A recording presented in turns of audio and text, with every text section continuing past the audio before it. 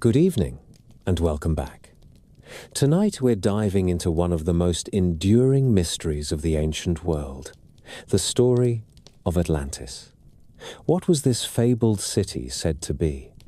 Was it a real civilization lost to the sea, or a myth created to teach a lesson? And why has the story captured imaginations for over 2,000 years? From Plato's writings to centuries of speculation, the tale of Atlantis has been told as a paradise that fell through greed, a warning from the gods, and even as a hidden piece of forgotten history. We'll explore where the story began, what the ancient sources actually say, and how it grew into one of the greatest legends of all time.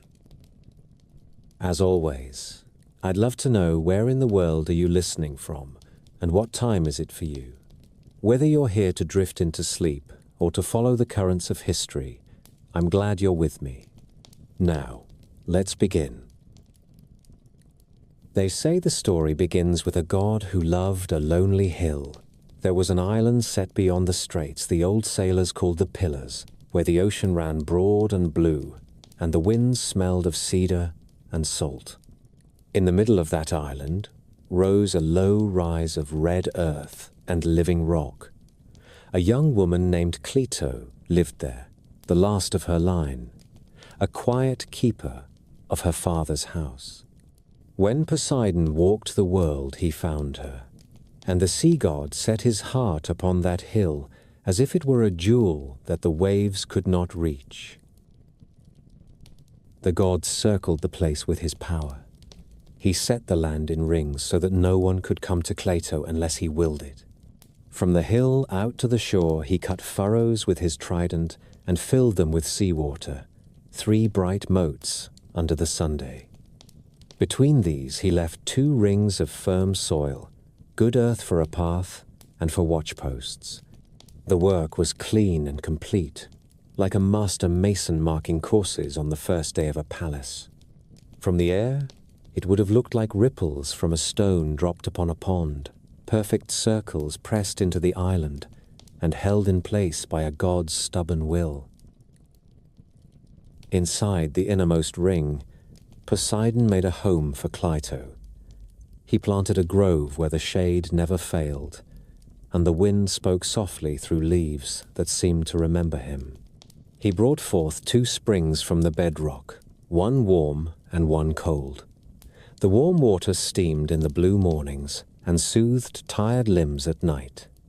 The cold ran clear and sweet, fit to drink without fear.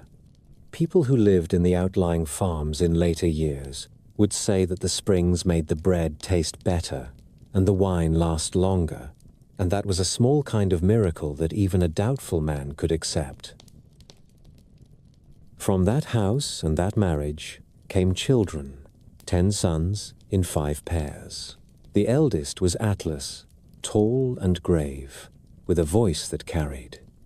Poseidon gave the whole island to Atlas for his birthright, and named him first among brothers. The ocean that wrapped every coast took the name of the boy, and sailors, who steered by stars and memory, called those waters Atlantic, long after the god went silent. To the other sons, the god gave portions of land and the duty to keep faith with their brother. They would rule as princes, but bend the knee when the eldest spoke. This order was not only law, it was blood, and it set the tone for what the island would become. The land answered this beginning with abundance that even a careful mind might call uncanny. The earth was rich and dark, where the rivers touched it, and light and sandy under the pines, and both kinds of soil gave freely. Barley and wheat rose in soft waves.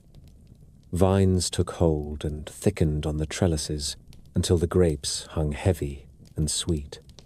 Orchards of fig and apple gave fruit by the basket, and the olive trees learned the patience of long years, and paid that patience back with oil that kept lamps alive through winter nights.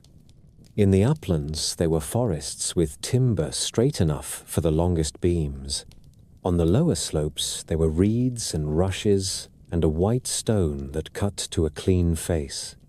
Herds wandered the pastures and found grass even in the late season. There were wild things in plenty, and they left their trace along the streams.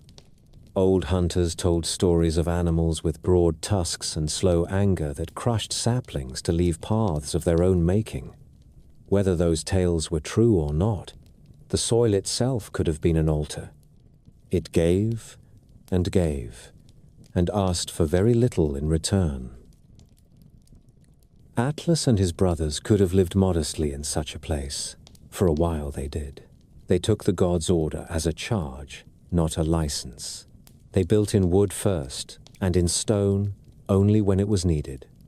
They set their dwellings near the central hill, and used the rings as the god had intended as guard and boundary, a way to measure distance, and a way to remember who had made it safe.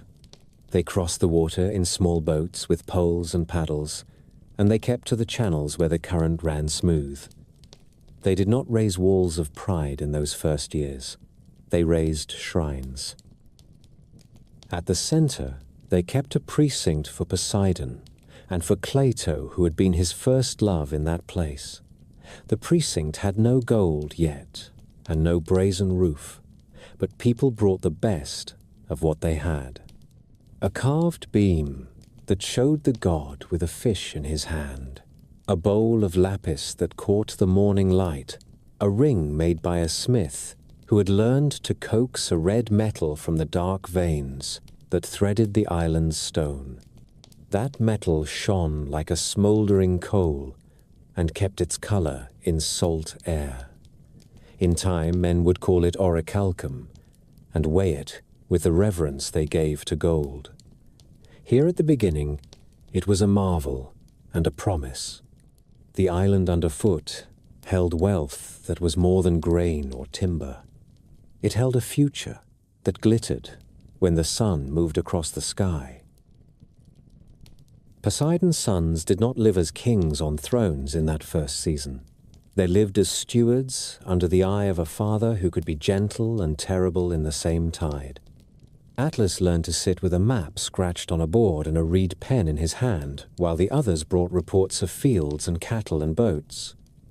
The map had the hill at its heart, with the rings drawn around it. The lines were both answer and question. How do you cross them without breaking what they mean? How do you open a way for trade without opening a way for harm? The brothers spoke in turn, and Atlas heard them and decided where the next bridge would be built and where the next grove should grow untouched. In such small choices, a realm is born. Visitors came in ones and twos at first. A fisherman from a lesser island in search of new grounds, a trader with beads of amber from a northern coast, a sailor who swore that he had rounded the end of the world and come back again. They found no easy entry to the center. They were made to anchor at the outer ring and wait. The guards were courteous and answered with water from the cold spring and a heel of bread. A boy would bring a message inland and then bring a reply back, and some days the reply was no. It was a hard rule, but it kept the hill quiet, and the people learned that the center must be slow to open, or else it would be lost. For a people who loved the sea, they respected the earth most of all. They laid out fields in long rectangles where the ground allowed, and along the river flats, they dug straight channels that watered the crops by gravity alone. The father of one family would show his sons the way the water fell from one measure to the next, and the sons would learn to keep the silt clear and the banks strong. This was not the work of a gilded court. It was the work that fills the day and gives a full table at night. And yet there was a quiet grandeur in it. When the harvest came, the people gathered in the precinct and poured grain from the first sacks onto the temple floor, and the sound was like rain on a roof. Every year the sea reminded them who they were. There were months when the swells came high and dark, and the harbours on the outer ring were no shield at all. The fishermen pulled their boats up beyond the reach of spray, and the families stayed inland and listened to the roar. When the storm passed, the sky would clear, and the island would look washed and new.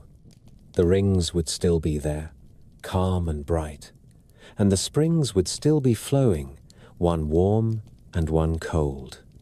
The people would walk to the precinct barefoot on the wet ground and thank the god because they were still on his island and he had not withdrawn his gift. So the beginnings of Atlantis were not riotous or wild. They were careful and deliberate. A god made a safe circle around a hill. A woman kept a home at its heart. 10 sons learned to love a place more than they loved glory. A small city grew up shore by shore around the calm center. In that calm, the future gathered its strength. Atlas came into his crown as a man steps into a room already full of light. The ground had been prepared by a god and by steady hands. What he did was to keep that light from burning the house. His first acts were not grand gestures. He set laws and he set a rhythm. He called his brothers to the central hill and told them what they already knew. Each would govern his portion. Each would owe tribute and loyalty to the High King. They would meet to judge one another, not to flatter. They would bring their quarrels to the temple and leave with their pride trimmed and their duty made plain. In such beginnings, the island took its measure. The city and the rings began to grow in a way that pleased both masons and sailors. The water passages were not a mere show of divine power. Atlas had bridges laid across the narrowest spans so that carts and cattle could pass from one belt of land to the next without a long detour. He ordered a broad canal cut from the outermost ring to the open sea so that a ship with a high prow could come in on a flood tide and find calm water behind the walls. The channel ran straight as an arrow and was kept deep with crews who knew how to read the mud. On the inner rings he placed drawbridges that could be raised in a moment when trouble came. The harbor became a kind of lung for the city. Ships breathed in and out, and the life of the place moved with them. Stone soon gave the city its face. The quarries yielded 3 colors that pleased the eye. The builders set white stone where sunlight would strike. They set red stone in bands along arches and lintels. They set black stone deep in foundations and along the waterline where spray and salt would test it. The walls of the 3 great circuits were faced with metal. The far wall shone with bronze that took a good polish. The next gleamed with pale tin. The inner wall caught the sun like live embers because the masons had clad it in orichalcum.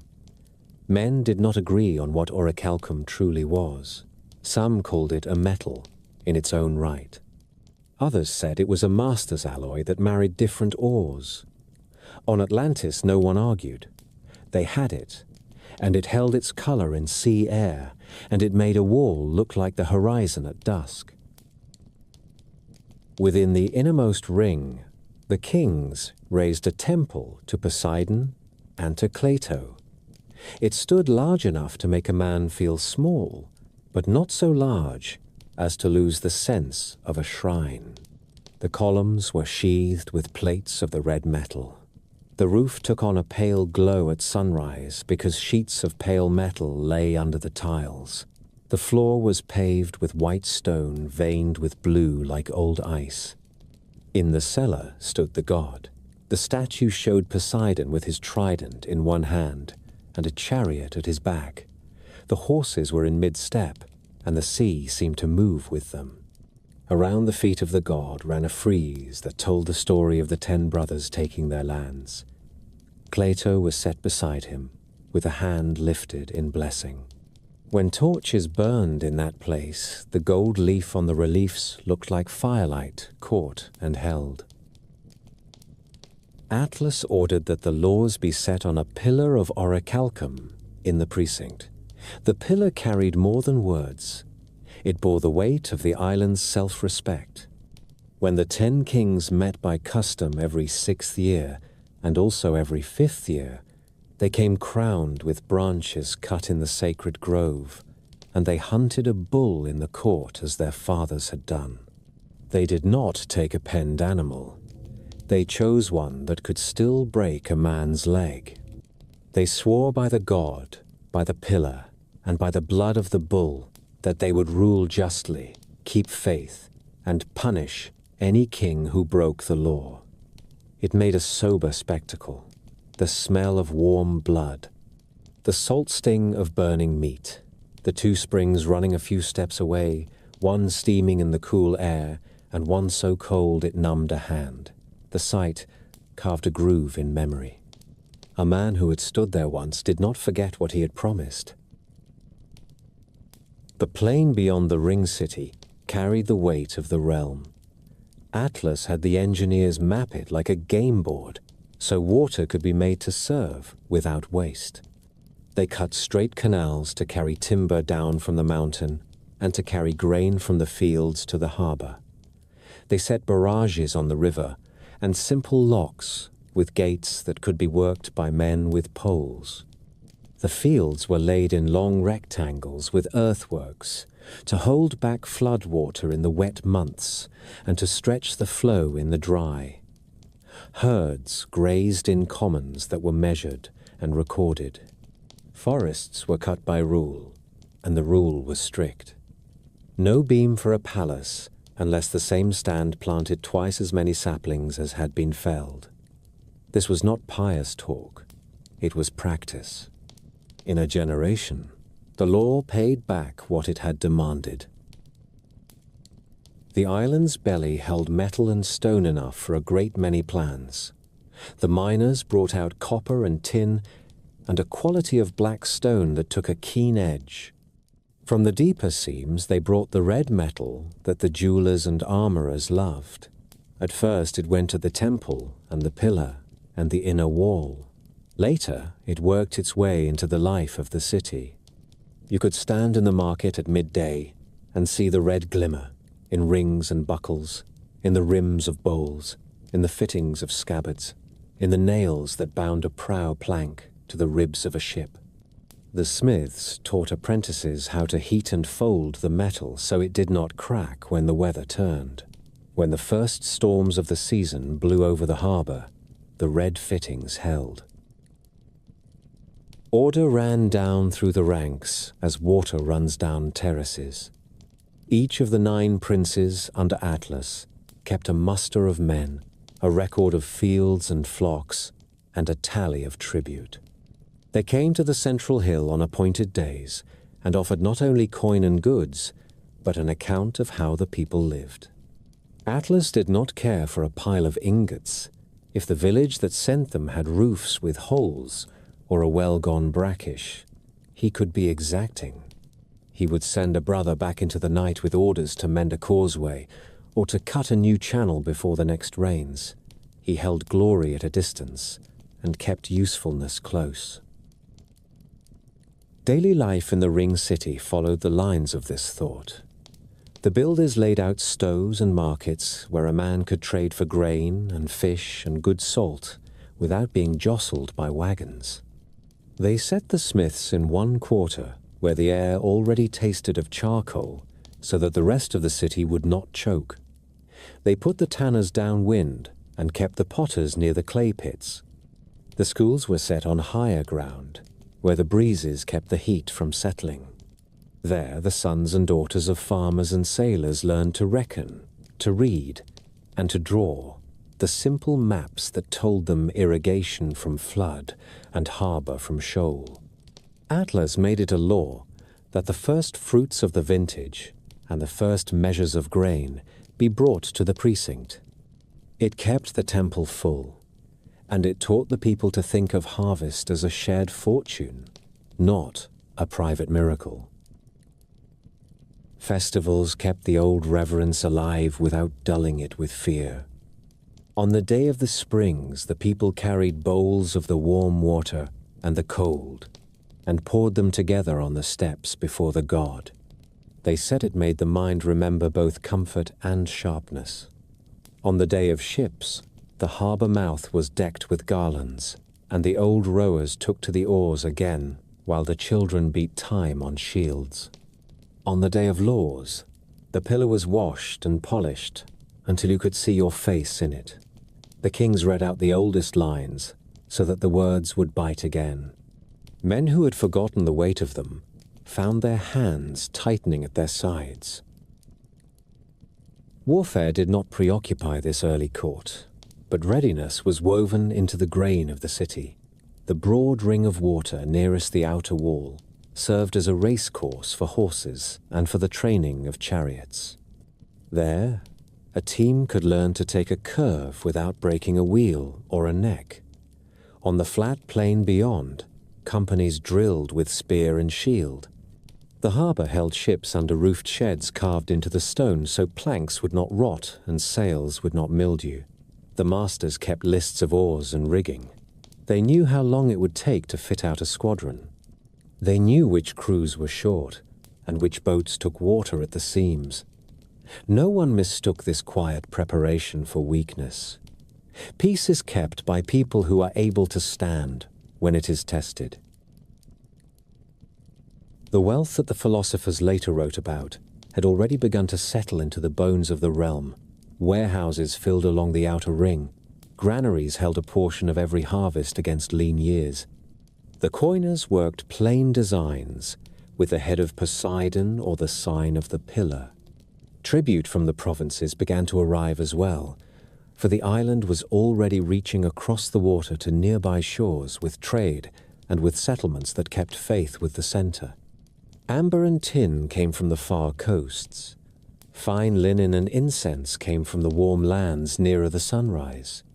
The island gave timber, crafted goods, good metal, and a shore harbor in return. A balance was kept and measured. Above all, a certain temper of mind held. The kings still wore simple wool at the judging, as a reminder of their place. Atlas kept his house in the inner ring large enough for work and guests, but not so large as to make a man forget that a temple stood a few hundred paces away. When a foreign prince sent a gift too rich by far, the High King would pass a portion of it to the precinct or to the shipyards. Priests kept their bellies thin and their eyes clear. Craftsmen were praised by name in the precinct when they had solved a stubborn problem of weight or water.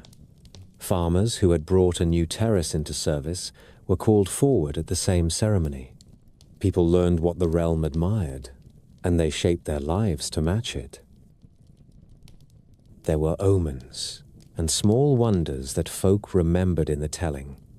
On the longest day of 1 year, the warm spring ran a little hotter at noon, and the cold spring ran a little colder at dusk. The old women said the god had spoken in his own quiet way. The same summer, a school of large fish moved into the ring water and stayed for 3 days. Children leaned over the parapets to watch their slow circuit. The soldiers laughed and said even the fish understood the idea of a wall. The harvest that followed was strong.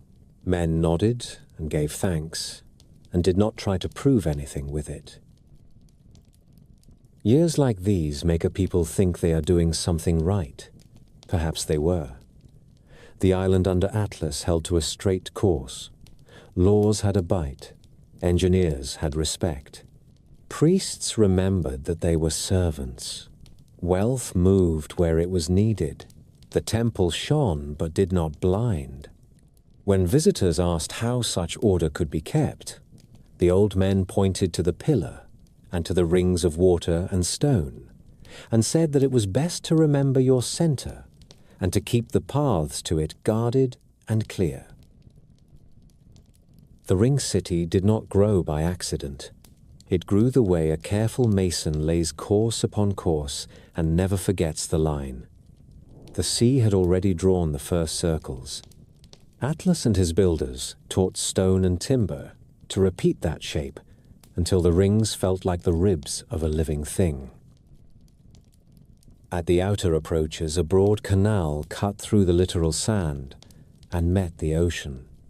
It was straight and deep and marked by stone beacons, so that even in fog, a pilot who kept his nerve could feel his way inward. The mouth was wide enough for 2 merchantmen to pass without scraping their oars. Tide and current did the heavy lifting. Crews with poles and ropes did the rest. The canal ran to the first ring of water, where quays and landing steps turned the rim into a necklace of docks. Sailors learned to love that harbor. The swell that frightened men on the open water was gentled by the rings, and a boat could ride easy while the city moved around it. Across the water rings, the kings set bridges with clean spans and stout piers. The piers were faced with black stone that shrugged off spray. The parapets were capped with bronze that took a polish and kept its shine. A man could walk from outer ring to inner ring and feel the city tighten around him with each crossing. There were drawbridges close to the center. They could lift in the time it took a rider to gallop from one watchpost to the next. In peace, they stayed down. In trouble, they made the water wide again. The 3 great walls carried the city's pride on their faces. The far wall showed bronze plates fixed with rivets that were flush to the touch. Sunlight turned that belt into a warm band at morning and evening. The next wall wore tin that looked pale at noon and took on the color of the sky at dusk. The inner wall had the red metal that travelers remembered when they told their hosts at home what they had seen. The plates were set over good stone and bound with clamps of copper. The joints were so fine you could not fit a knife's tip between them. Guards walked the tops where tiles kept the rain off the patrol. Below, stairs cut into the thickness of the wall led to doors that opened onto the bridges and onto the quays. You could move men faster along those stairs than a trumpet could carry a note. Stone from the island gave the builders 3 voices to work with. White blocks came from a quarry near the river bend. Red stone came from the low hill north of the precinct. Black stone came from a seam that ran down to the shore. The masons set them so that courts and porticos carried bands of color that were handsome but never loud. The same care ordered the streets. The main ways ran in gentle curves to meet the bridges. Cross streets cut them at right angles on the land rings. Drains ran beneath with enough fall to carry storm water out to the sea. When rain came hard, the water left the streets quickly and did not linger to rot timber or sour the market air. The inner ring carried the heart of the realm. The precinct to Poseidon and Plato stood there in measured grandeur. Ivory and gold gleamed in the darkness within. The statue of the sea god rose above a basin that caught the light of oil lamps. He held the trident and drove a chariot, whose horses seemed to be rising through waves. Around the base, metal workers had set a band of red plates that did not dull, no matter how many lamps smoked before them. The roof timbers were cedar that the carpenters had seasoned for years. The columns carried carvings of dolphins and bulls and grains and vines. The floor stones were laid in a pattern that drew a visitor forward step by careful step until he stood beneath the god with his head bowed without knowing when he had lowered it. Near the precinct, the palace quarter gathered around courtyards open to the Sunday-long halls. For judgment and feast were set with colonnades. Rooms for council opened one into another so that the business of a day could flow without confusion. The palace was not a fortress. The walls were strong, but the strength came from placement rather than from thickness. The builders trusted the rings to break an army, and they trusted the laws to hold brothers ready to act before an enemy grew bold. Water gave the city its ease. From the hot spring and the cold spring near the central hill, channels and pipes carried clean flow to baths and fountains. The warm water found the bath precincts where laborers ended their day and officers eased bruised legs after training. The cold water fed public fountains and cisterns that never ran dry. In summer, the fountains drew children and the old. In winter, the baths sent steam into the street and softened the bite of wind. The stewards kept tablets that named every valve and every sluice. When a line needed clearing, a team arrived with brushes and poles before a householder had finished his complaint. Ship sheds were carved into the outer ring's inner face where the stone allowed it.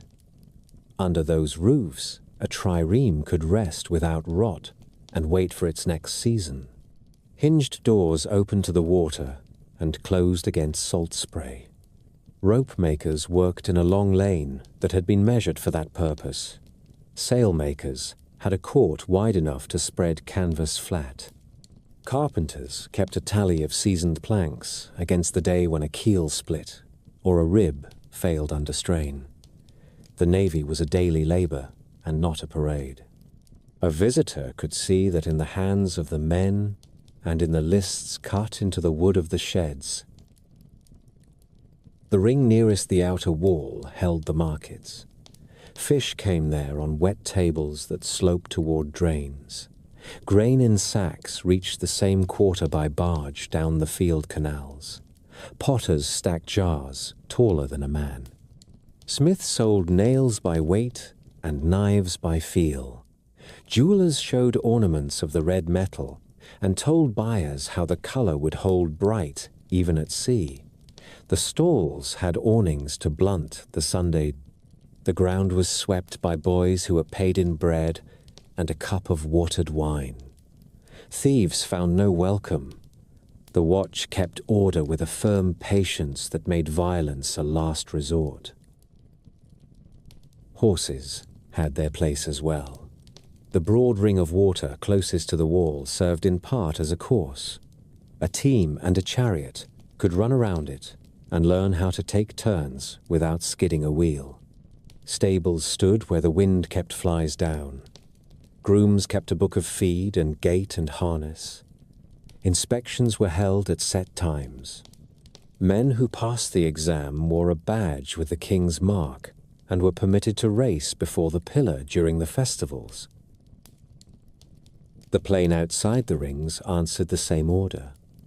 Canals crossed it like a net, so that any field lay within reach of water and of transport.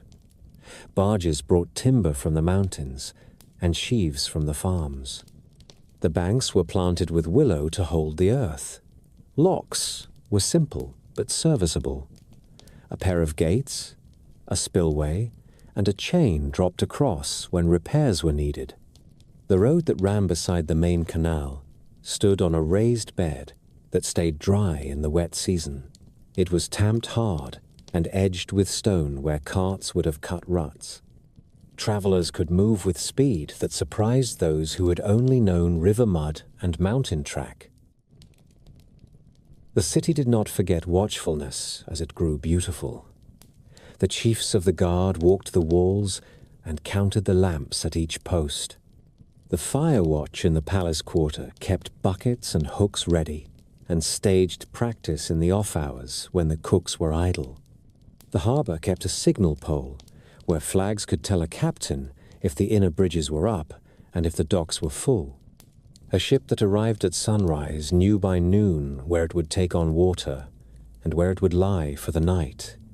The kings prized that level of forethought. It saved tempers, it saved money, sometimes it saved lives. Visitors felt the force of it without being told. The rings pressed their sense of order into every hour.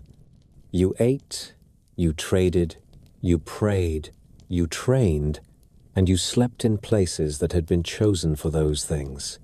No one needed to shout. The shape itself did the talking. A farmer could carry his olives to the press and know the road, the price, and the time before he stepped out his door. A captain could bring his ship up the canal and know the width of the passage before he had even sighted the bronze plates of the first wall. A stranger could stand at the center and look out and understand in his bones why the city had the strength to grow rich. It was splendid. There is no other honest word for it. The splendor did not come from excess. It came from precision and from an instinct for restraint that made later opulence possible. The builders who set those stones and those bridges may not have thought of pride when they worked, but pride was growing all the same. Pride rides quietly when a city fits its shape, and the people fit their work, and the gold on the walls looks like sunlight rather than greed. A city can be read by the way it spends the morning. In Atlantis, the first hour belonged to the harbor. Before the sun cleared the outer wall, boys with broom and baskets swept the quays. Lanterns burned low in doorways, where a scribe sat with a tablet and a reed pen. He took the names of ships and the names of captains, and marked their cargo in neat columns, one line for timber and pitch, one line for grain and olives, one line for fish packed in salt. Dockmasters stood at the head of each pier with a staff in hand and a whistle on a cord. They placed each hull where it would not block another and counted barrels as they came ashore. A man could see the city think with its hands. The markets woke next. Fishmongers spread reeds on the tables and laid out the catch by size and kind. The smell was not a rot, but a clean sea smell, and it brought coins out of purses. Bakers broke the blackened crust on the first loaves, and the steam ran down their wrists. The bread was made from barley on poor days, and from wheat when the harvest was strong. It was eaten with olives or with cheese from the mountain pastures. Vinegar stood in small bowls on the counters, and men dipped bread in it to sharpen their appetite. Women bartered for copper pins and plain cups of clay.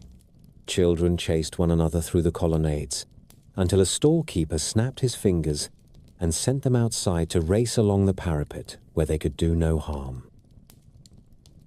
Not far from the quays, the smiths made their own dawn. Charcoal caught with a dry whisper and then roared when the bellows blew. The best forges had a faint red cast from the fittings set in the door and from old work hung on pegs. The smiths kept 2 jars near the anvil. One held water to temper, and the other held oil for pieces that needed a kinder cooling. The hammer blows were steady, and the rhythm carried along the lane from one shop to the next. In Atlantis, it was common to see the red metal in small things: a clasp on a cloak, a buckle on a horse, a line of inlay on a cup that made noon feel special at a poor table. The pride of the city showed in those touches as much as in the plates on the walls. The streets were built to move grain as much as people. Carts used the outer rings until they reached the quays that stood like notches on a wheel. From the countryside, barges came along the canals with their loads covered in woven mats. A foreman walked the bank and kept the rope taut, while the mule leaned into the collar. The bargeman had a pole to test the depth, and a rake to clear weed at the bends. In dry months, the locks gave a little water here, and took a little there to keep the flow even. The canal wards were proud of the way they could send timber from the hills straight to the ship sheds without once rolling a log on the road. Law was not a word in a speaker's mouth. It was a set of steps a person took through his day. The courts stood in long halls on the inner ring, shaded by colonnades. A citizen could walk in and tell his grievance to a clerk who would mark the names and the charge. The judges were chosen by the kings, but owed their honor to the pillar, not to a purse. The usual penalty was a fine, or a number of days of work on a public project. A repeat offense brought a heavier hand, and sometimes an exile that bit deep. Men feared exile more than the whip. A man who was put outside the rings lost not only his house, but the rhythm that made sense of work and prayer. That fear kept the peace better than any blade. The kings met by rule. Every 6th year, and again every 5th year, they walked to the temple with green crowns on their brows and robes that were free of ornament. They hunted a bull within the precinct. It was not a cruel spectacle. It was a test that marked the passage from oath to action. They swore over the blood on the stones that they would keep the laws as written on the red pillar. They pledged to judge their brothers if need demanded it. A king who failed the law could be stripped of his honors and of a portion of his land. The story says it happened more than once. The island learned early that there is no quicker way to rot than to excuse the powerful. The days were not all work and rule. The calendar held its own shape. On the day of ships, painted banners hung from the outer wall, and a procession of crews walked through the city with oars held upright on their shoulders. On the day of the springs, the people brought jars from both fountains to the steps of the temple and poured them together so that steam rose in the morning light. On the day of the games, the broad ring of water near the wall became a track. Chariots ran in pairs on the path beside it, and teams changed places like birds turning in the sky. Wrestlers fought on packed earth with oil on their shoulders. Runners went around the rings until the crowd shouted the winner forward to touch the pillar with his hand. A prize might be a wreath or a cup, or the right to stand at the king's table for one feast. The honor mattered more than the gift. Education was a common duty. Children learned numbers and letters in rooms that breathed the sea breeze. They drew the plan of the rings on wax tablets until they could do it with their eyes closed. They learned the names of the winds and how to judge a harbor by the set of the current and the color of the water. The sons of shipwrights could name timbers by sound when tapped with a mallet. The daughters of merchants could reckon a cargo and spot a false weight in a moment. Priests taught the old hymns and the stories that lay under the city like a foundation. Mariners taught the younger ones how to find the pole star and how to keep a course when the sky went to rain. The house was the kernel of the city. Most homes were built around a small court with a cistern. The floor was packed clay in poor rooms and stone in rooms where an older hand had worked. A household might hold 3 generations. There was a loom in a cool corner, and a mortar set near the door, where a wife or a daughter would grind grain while the morning was fresh. A shelf held cups and a lamp, and a small figure of Poseidon or of a household spirit. When a child was born, the father would set a dish of honey by the tiny altar and ask for a steady breath and a strong back in the years to come. When someone died, the family washed the body with water from the cold spring and watched through the night, telling stories that had teeth and laughter both. Food was simple and good. Fish and barley bread made the daily meal. On a better day, there was goat or kid stewed with onions and herbs. On the days after a festival, there might be beef in pieces handed out from the precinct, for the sacrifice fed the people as well as the god. Oil and figs sweetened life. Wine watered for common use and strong for rites. Salt from the pans beyond the fields. Honey from the hives kept under thyme and sage on the sunny slopes. A visitor who stayed a week would come to believe that the island itself had learned how to feed a table with nothing wasted. Crafts gave Atlantis its polish. The potters knew a slip that fired to a low shine and took red paint without bleeding. The carvers could turn a piece of black stone into a seal that pressed a ship on wax so cleanly that you could count the planks. The weavers learned to make a tight cloth for sail, and a soft cloth for robe, and a colored border that told a family's name at a distance. Money went into such things with a calm hand. The kings did not dress like peasants. They preferred cloth that spoke in low voices. They wore rings and collars that showed the red metal in ways that were felt more than seen.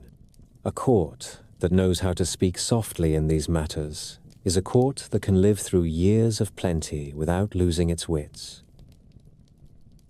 The navy and the army were not hungry mouths that ate the city bare. They were trades that kept other trades alive. Shipwrights passed down measures by memory and rule. Oars were paired by weight. Sails were folded and salted and folded again. Captains taught green crews to keep time by song so that the stroke would not wander when the water was rough. On land, the drill fields took men in harvest slack and sent them home when the season turned. Spears were stored point down in racks under eaves, where rain could not reach. Shields hung clean on pegs. A city that can put a wall of wood on the water in a day is a city that draws respect without needing to draw the sword. Foreigners found welcome and rule in equal parts. Guest houses stood near the outer ring and were kept clean. Interpreters sat with the scribes at the keys and earned their keep by ease of tongue. Customs took a fair slice and no more. A cheating captain could expect to go home without his cargo and with his ship under seal. An honest trader could expect a clean ledger and a cup of wine at the end of the day. Many came back simply for the relief of knowing what they faced. You can build a reputation that is better than gold if you keep your word on the dull days as well as on the feasts. Not everything was perfect. Pride came in small choices. A merchant added a second ring to a finger. A magistrate allowed his son to skip drill without cause. A prince asked the armorers to set more red metal on his harness than was strictly needed. A court singer composed a hymn that praised a king's judgment more loudly than it praised the god. None of these were crimes. Each had a little weight. A people who have never been brought low learn slowly that weight adds up. There were also moments that felt like mercy. On a summer night, the dolphins came up the canal and swam in the first ring until lanterns reflected in their backs. The next morning, the cold spring tasted sweeter than usual, and an old woman swore she could feel the god's hand on her shoulder when she crossed the court. On the shortest day, a solitary storm cloud stood above the temple like a column and dropped its rain only on the precinct stones. A priest lifted his face and said that the god kept us clean when we could not keep ourselves. People nodded without making a fuss. They went home and mended their nets. When the day closed, the city wound itself down with the same care it used to wake. Gates to the inner bridges were shut, and the watch lit the lamps on the parapets. Scribes stacked their tablets and covered them with linen, and weighed the corners with small stones. Children washed their hands in a basin and lay on mats near the cool wall and asked a last question before sleep. In the precinct, the priests banked the fires and left a single lamp before the god. The air carried smoke from the baths, and the distant sea salt and the faint scent of pressed grapes from a wine shop not yet closed. It was a good smell. It held work and honor and the pleasant weariness that comes from both. Such was the life that grew out of the rings and the laws and the springs. A city that believed in its own measure and trusted the slow virtues. A people whose pride was quiet And for the moment that kind was the most dangerous of all, because it did not look like pride when you were living inside it. Decline came softly, the way a tide turns while you are looking at something else. A generation had grown up that did not remember the rough work of the first canals or the winters when olives were counted one by one. They had known only fat years, bright metals, and a city that answered them before they could think of what to ask. When a people live long in ease, they come to believe that the world has agreed to their comfort. The ring city began to put more light on itself. What had been handsome became grand. The bronze of the outer wall was polished every week until men could see their faces in it from the quays.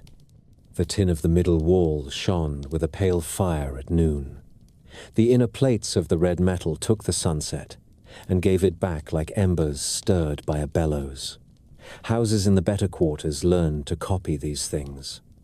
A shopkeeper, who had once been content with white stone, asked a mason to set a strip of red in his lintel. A magistrate ordered bronze caps for his stair posts. A prince had the rims of his shields faced with the red metal simply because he liked the way the light ran along the edge when he turned it in his hand. At court, the banquets lengthened. The old custom had been to eat well after judgment and to dismiss the singers before midnight so that the palace did not forget it was also a place of work. That hour grew later. Musicians learned songs that praised the king by name. Dishes came from far coasts and relied more on distance than on taste.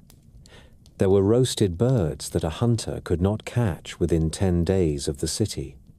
There were sauces made from fish that lived in waters warmer than any the island knew.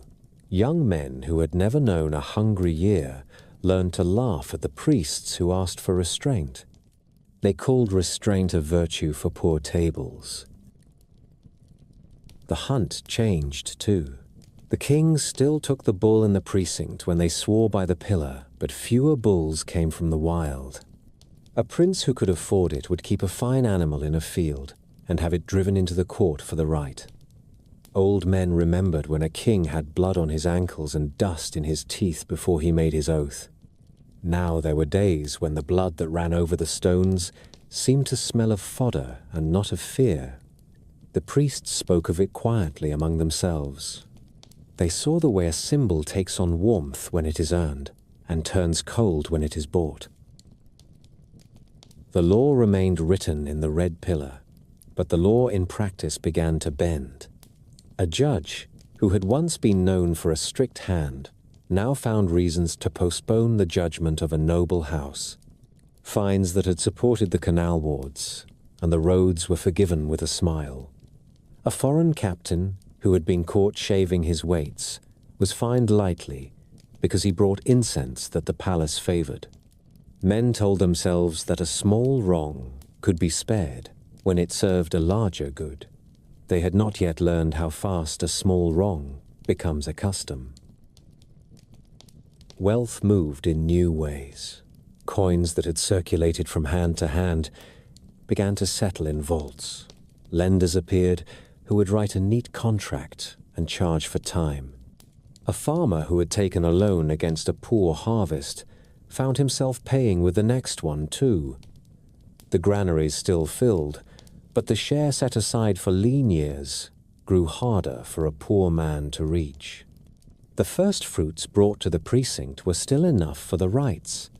They were not so generous that a stranger would come away believing that the city belonged to the god. The navy grew splendid. Rams were faced with a broad band of the red metal. Ships carried carved prows that turned the heads of children on the quays. Crews still drilled, but there were afternoons when a captain kept his men on the benches longer than was wise, so that a visiting prince could hear the oars rise and fall in perfect time. A fine sound, to be sure, but the men in the sheds who kept the lists knew which hulls rode heavy and which crews were short. They knew the difference between show and readiness. They could smell it. Trade widened. Ambassadors came with rich gifts from the coasts that lay nearest the sunrise, and from the lands that lay beyond the sunset wind. They spoke in smooth voices about partnership, about protection, about tribute. The kings listened. The maps in the war room took on more marks. Where the lines had once named harbors and safe water, they began to name garrisons and ports of call, where a ship of Atlantis would expect a portion of the market for the favor of its presence. A proud city tells itself that such favors are the same as friendship. The men who collect the coin know better. It is hard to tell a proud people that something is wrong when everything still looks right. The fields were green, the harbor was full, the walls gleamed, the festivals went on. The king still wore plain wool when they came to swear.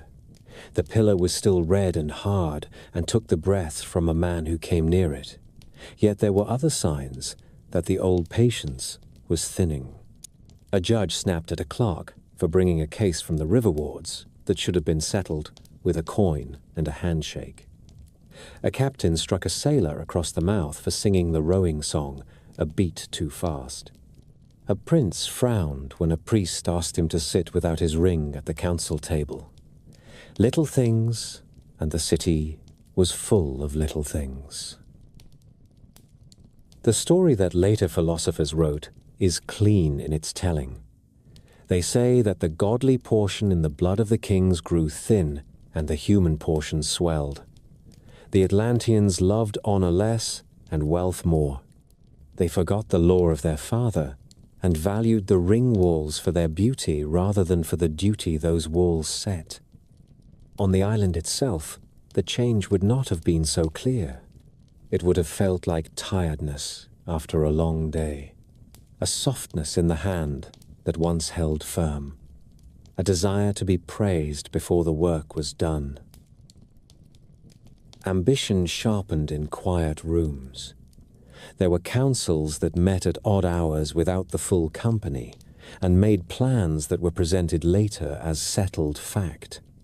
Out on the plain, new roads appeared with a speed that did not match their necessity. Garrisons were raised where the threat was faint. Taxes were set in the provinces with a heavier touch. A few island families came to own 2 houses and 3 warehouses when one had served their fathers well enough. A few country houses began to look like little courts, with a private bath and a private singer, and a table that drew more guests than a village feast.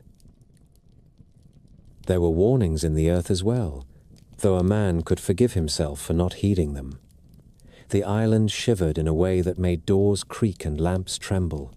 The tremors were small and did no harm. Children laughed and clapped when the cups danced on the table. Men remembered that the ground has a sleeping strength and told themselves that a stirring now and then meant only that it was sound. The sea ran higher in one winter and chewed a little more at the dunes beyond the fields. The canal wards set more willow in the banks and told the kings that a few more hands in the wet season would keep the water in its place. The kings nodded and marked a note for later. In such a season, the city had 2 minds. One mind stood in the precinct and remembered the god who had given the springs and the rings and the laws. The other mind stood in the war room and looked past the pillars toward lands where the maps had been left pale for lack of time. Both minds called themselves loyal. Both spoke of duty. Each began to forget that duty can pull a man in 2. Whatever the reason, the ease of the early years was gone. The city still had splendor. It had added pride. Pride by itself is not a sin, the old teachers said. It becomes one when it no longer remembers what it is proud of. A people can forget faster than any single man. Their memory is housed in customs and ceremonies and in the way a thing is done, year after year. Change the way quietly enough, and the memory goes with it. So the shadows lengthened, while the streets were still bright. The warnings stood in plain sight, and yet were hard to hear, because the markets were noisy and the wine was good, and the singers had learned a new song about the way the inner wall burns red at sunset. There were men and women who felt the unease but could not give it a name.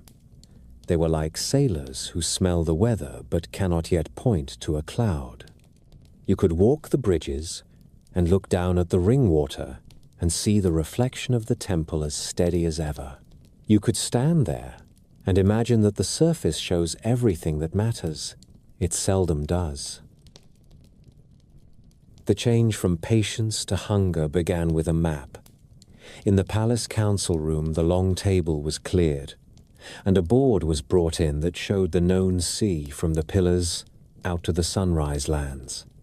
Harbors were marked in ink. Currents were marked with thin lines that curved like vines. Along the margins, scribes added notes that a captain would understand at a glance: where to find fresh water, where the wind veered in late summer, where a reef waited to open a careless hull. The kings had always kept such charts. Now the marks began to drift inland. Names of towns appeared beyond the beaches. Grain tallies, herd counts, the number of men of spear age that a village could send if called. It was a quiet way of saying that the sea no longer satisfied the island's reach. Councils met more often, and at later hours. The talk had the feel of a tide that is turning. Governors from the provinces sent word of quarrels on the far coasts. A prince spoke of a harbor that had refused to pay the old fees and had sent envoys to a rival city instead. A sea captain told of raids on a friendly shore by men who wore their hair in a different fashion and carried shields with a crooked cross. Each report was small by itself. Together, they drew a picture of a world that was not going to sit still while Atlantis grew rich. The answer that gathered in the room was to make the world sit still.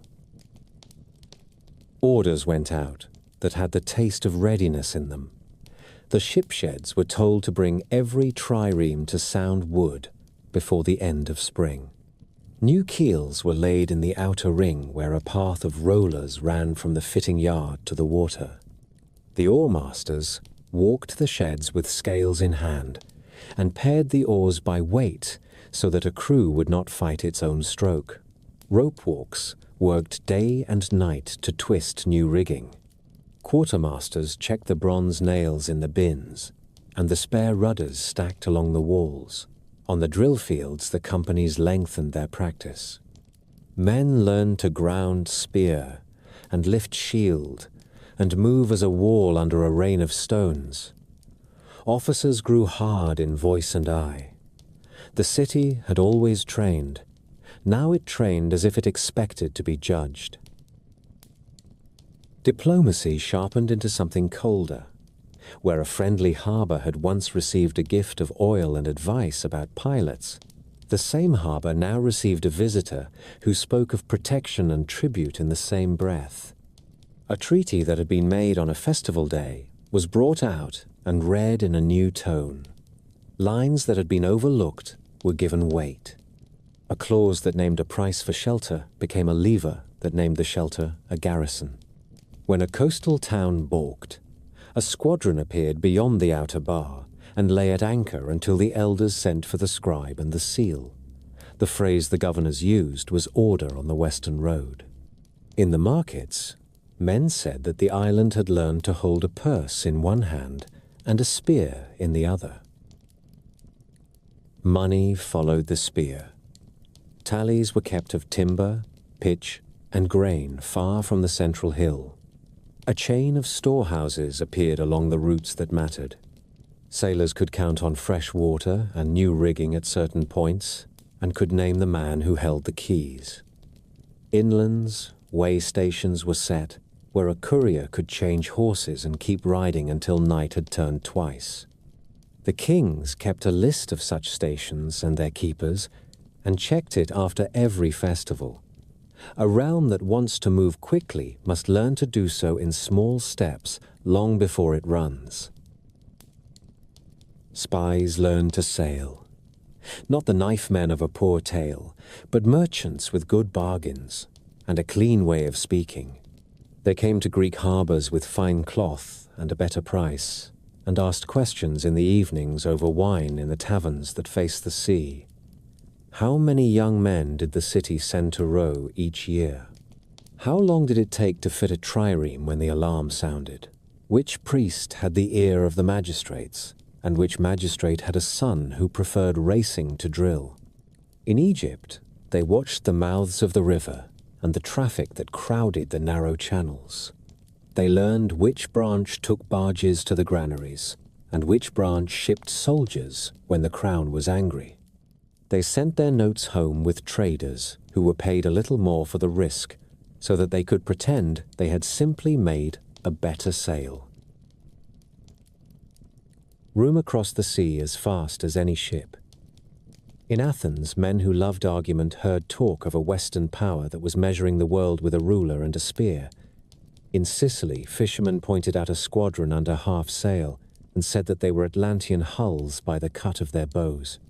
In the islands off the Peloponnese, a pilot claimed that a ship with red metal on its beak had chased him off a reef he had fished since his father's day. Some stories were lies told for the pleasure of telling them. Some were true in pieces. Altogether they began to make a cloud that lay on the water when the wind was still. At home, the court dressed its ambition in the language of duty. The kings spoke of securing the sea lanes. They spoke of ending piracy and of keeping wheat moving from the river realms to the hungry coasts. Priests who had learned patience nodded when the words were spoken in the precinct. The maps on the board told the same story in a different tongue. Lines crept outward that linked harbors to garrisons, and garrisons to depots, and depots to new settlements of island families who would keep their law and worship in their way, and send back the right portion at the right times. This is how a commonwealth becomes an empire. It does not announce itself. It arrives like a caravan at dusk and asks for a place to sleep. In the morning, it owns the stable and the yard and the road. There were debates that went into the night. Some at the council argued for caution. They spoke of the cost of holding too much coast and of the way a rower grows weary when he sees nothing but duty on the horizon. They reminded the kings that the old laws had been made to keep a city whole, not to make it large. Others spoke of the glory of a single law and a single peace. They said that the god had planted the springs to water more than a small island. The council that leaves the room at dawn seldom remembers the objections of the few who asked for a slower hand. It remembers the phrases that held hope. The army began to change its shoes. Men who had drilled under the ring walls were marched to the plain and told to walk until a watchtower on the far edge looked near enough to touch. Engineers measured the day's march and marked on their tablets where a force could expect water and where it would be wise to rest. Stores of grain and salt meat were sealed in bins at set distances from the harbor. Teams of carpenters with broad axes were assigned to each cohort so that a palisade could rise before the second hour after sunset. Masons were sent ahead to shore up old walls on hills that overlooked the roads. The city was teaching itself to live away from the sound of its own fountains. Ships learned new habits as well. Captains practiced holding a line of battle at sea instead of racing for speed. Signal flags were drilled until even a green crew could turn on a command that came down the wind. The Admiralty experimented with heavier rams and with towers on decks from which archers could sweep a foe who had come too near. The new fittings were plated with the red metal because the court loved that look. Some old salts muttered that a ship ought to be more muscle and less ornament. They muttered it quietly. The new ships were fast enough and strong enough, and what they looked like pleased the kings. On the far shores, the first sores opened. A town that had long paid a small fee for shelter in a storm was told that the fee would now be permanent and would be called an arrangement. A governor placed an island magistrate in a hall where a local elder had long Saturday. The elder bowed and stood aside and went home to a house that felt smaller than it had the day before. In a river city, a garrison demanded the right to drill on the common and to keep a store of grain in the public granary against emergency. The emergency never came. The grain did not go back. Each of these changes was defended as minor and necessary. A traveler who visited only one place might not notice. The world is large. The pattern is what matters. Even while the empire took shape, the island told itself that it was acting with restraint. A prince could point to a town whose docks were safer because an Atlantean ship lay within sight. A merchant could count the coins saved because a known garrison warned off a band of sea raiders. A priest could say that the rites were better attended now, that order had come to a coast that had known only feuding. There was truth in such claims. There is often truth in the things we use to excuse ourselves. The Greeks listened. In their porticos and their fish markets, they weighed pride against prudence. They had their own rivalries and memories of old slights. Some were tempted to welcome a power that promised quiet seas and predictable trade. Others spat on the ground and said that a quiet sea is a dead sea, and that a people who let another write their laws deserve the sleep that follows. In the temples of Athena, men prayed for wisdom and strength. In the wrestling courts, boys watched the western horizon as if muscle and breath could give them news. A rumor needs an enemy if it is to grow teeth. Atlantis was giving rumor an enemy that had a name and a face and a fleet. The island did not hide what it was doing. It could not. Ships and soldiers make noise. Drums of pitch roll loud on boards. New walls show their fresh-cut stone even to a stranger. What Atlantis did instead was to believe that the scale of its power would make its purpose seem natural. The city had lived long with a sense of measure. Now that same sense of measure told it that more was the proper size for a realm that had outgrown its first limits. It is easy to mistake appetite for destiny when every plan you make comes together on time. The old teachers would have called this the hour before the storm. The streets were still bright. The pillar still shone in the lamplight. The springs still ran warm and cold. Beyond the rings, the lines on the council board had reached as far as the kings dared to trace them without starting a war. The last step was one they thought they could make with a steady foot and a steady hand. They forgot that the sea lives for moments when a steady hand is not enough. War began the way a storm begins, with a change in air that only the old fishermen feel in their bones. The council board that had shown routes and depots took on a new face. Lines once drawn for trade now carried the weight of marching orders. The admirals brought forward the tallies that they had kept in good times. How many crews were ready to row through a long day without losing the beat? How many hulls stood tight in their seams? How many spare oars lay in the racks? The quartermasters set out lists of salt, meat, grain, and pitch. The head of the rope walk named the length of new rigging he could deliver by the next moon. The figures did not sing.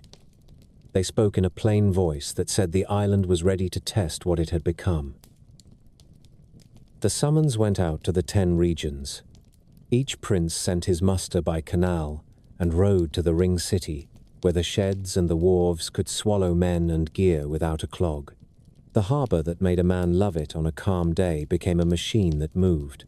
Triremes slid into the light one after another with their rams newly burnished. Transport barges took on amphorae of water and sacks of meal. Marines checked shields on the quay and tied their helmets to the straps of their cuirasses so that a gust would not claim them as a joke. Slingers counted the smooth stones in leather bags and ran a thumb over each one. Archers checked the binding of their bows and warmed their fingers over little braziers before the dawn watch. Orders were spoken by men who had drilled for this hour since they were boys. The first wave would go south and east along the familiar lanes across the western sea. The second would sweep toward the rich river country to show the flag and judge the banks. A third force would hold west of the pillars to keep jealous eyes from the heartland while the main business was done. The schedule read like a ledger. Tide in the second hour. Wind likely from the north before noon. Rest on the lee of the Long Island if the swell steepened after dusk. Sleep in watches. Keep the oars dry until called for speed. The fleet that left the outer canal in that season was the largest the island had ever put to water. Their order steadied the heart. Warships in the van moved like shepherd dogs. Transports followed in good intervals so that a sudden shift in current would not drive one hull upon another. The admirals had placed their boldest captains on the outer flank and their calmest men at the center. Signal flags climbed and dropped on masts. The water between the rings barely stirred before the last ship cleared the mouth and felt the clean lift of the open sea. They made first for the long coasts around the western desert, where the Green River cuts the brown land and spills its wealth into the sea. The island had traded there for generations. Now its captains stood off the mouths and counted the barges and the guards. They had names for the branches and could tell one from another by the color of the outflow and by the way driftwood turned at the bars. The garrisons ashore watched the new arrivals and sent riders inland to the scribes who kept their own lists. When the envoy from Atlantis went ashore, he wore a plain cloak and a firm expression. He spoke of order on the sea lanes, of a fee that would bring patrols at need, of a treaty that had long been sleeping among other papers. The local governors measured the speech against the ships they could see and made the choice that men make when they are not sure of tomorrow. They agreed to a levy and to a right of anchorage that let the island plant its first tokens on the river's lip. It was called friendship at the signing. It felt like a weight on the scale. From the river country, the first wave moved along the curve of the coast toward the islands that lie between the Sunrise Sea and the Great Gulf. There they found fishing towns and trade colonies that had long looked both ways when a tacksman approached. A squadron stood off a harbor at dawn, and the sun showed red on the metal plates of the rams. On shore, the elders gathered with stiff backs and set faces. The admiral asked for pilots and stores. The elders asked what they would receive in return. The answer was the same in each place. Safe water. A portion of the market. A garrison for a season only. The garrison left strong doors behind when it went. As the first wave fixed its anchor points, the second wave turned its eyes toward the Middle Sea. The charts in the island boardroom had traced old routes to the big islands and to the boot of the long peninsula. Those waters were thick, with harbors that saw more wine than law. Raiders made a living out of inlets that no foreigner could find twice. The island sent fast hulls there with keen oarsmen and captains who liked to solve problems with their hands. In Sicily, they cut off a nest of pirates by chasing them into a bay with a narrow throat and then blocking the mouth with a line of ships tied stern to stern. When the trapped men tried to swim out at night, Marines met them in the water and pulled them aboard and gave them a choice that was not really a choice. Serve under rule or hang from the yardarm with your knives still on your belts. By morning, the market heard that the island had brought calm to a coast that had forgotten the sound. Along the Tyrrhenian shores, they showed a different face.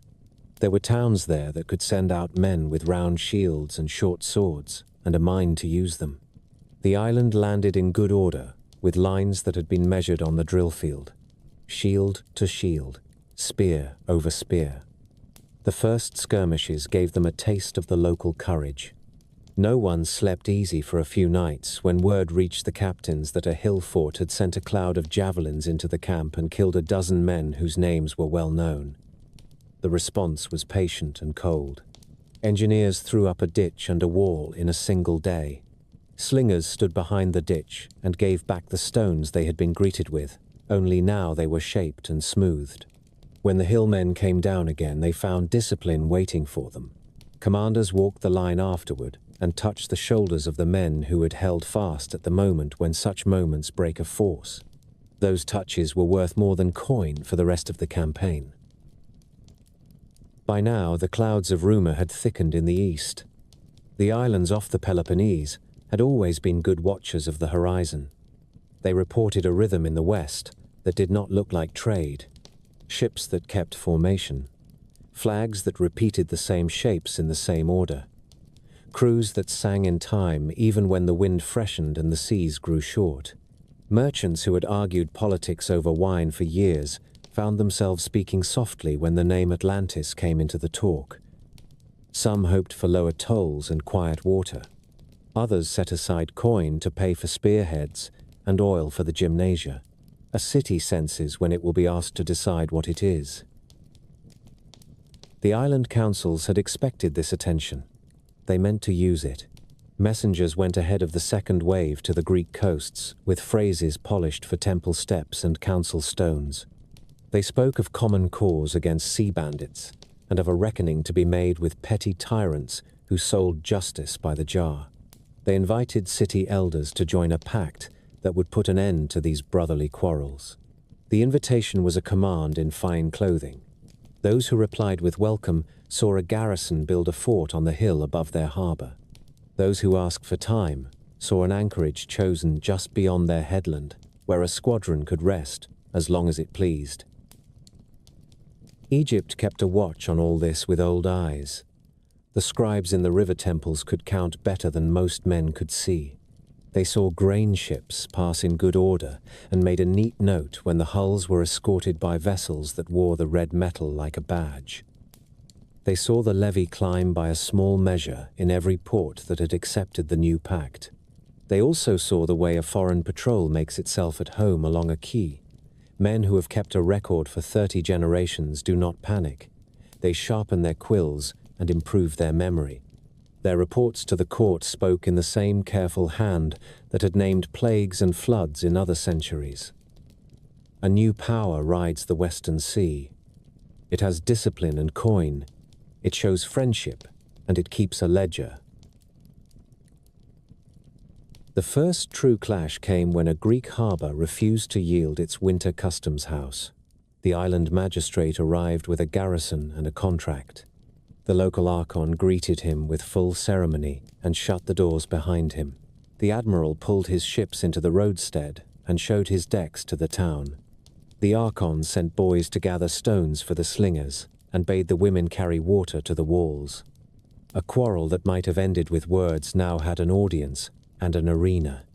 Shots were traded across the quay. A trireme tried to force the narrow mouth and took a jar of burning pitch on its deck that made the crew jump into the water while they cursed the sky. The island commanders brought up more ships and tried again as the light faded. The mouth was held. The island backed water and set a ring outside the harbor and waited for hunger to make its case. Word of the siege ran along the islands like lightning through dry grass. Some saw a lesson and sent envoys to cut a neat bargain before steel spoke. Others bristled and sent for men who could still hold a line in the dust on a summer morning. In Athens, the talk in the porticos sharpened to a point. The city had known hard choices since its first stones were laid, and it had never been shy of argument. Sailors who had spent their lives reading wind and wave spoke for caution. Younger men with fresh scars from border skirmishes urged the assembly to make a stand that would be remembered. The priests of Athena said that wisdom was not delay and courage was not rashness. The generals quietly reviewed the lists of oarsmen and the stock of seasoned timber. The city that loved reason was preparing for a test that reason alone could not meet. Through all this, the island fleet kept moving. One squadron took a line across the Gulf and touched at towns that had long paid dues to Athens. Another climbed the chain of islands toward the waters off Attica. They did not anchor under the walls. They lay at a distance and let their scouts measure the temper of the shore. A people used to being courted could tell when they were being weighed. The Athenians lit signal fires along the coast. They posted runners on the roads between Piraeus and the old city so that news would not go stale while a man caught his breath. By late summer, the lines on the council board had become the wakes of real hulls. The island had pinned the western routes and settled its hand on river mouths and straits. It had scattered garrisons like seeds on hills that watched good harbors.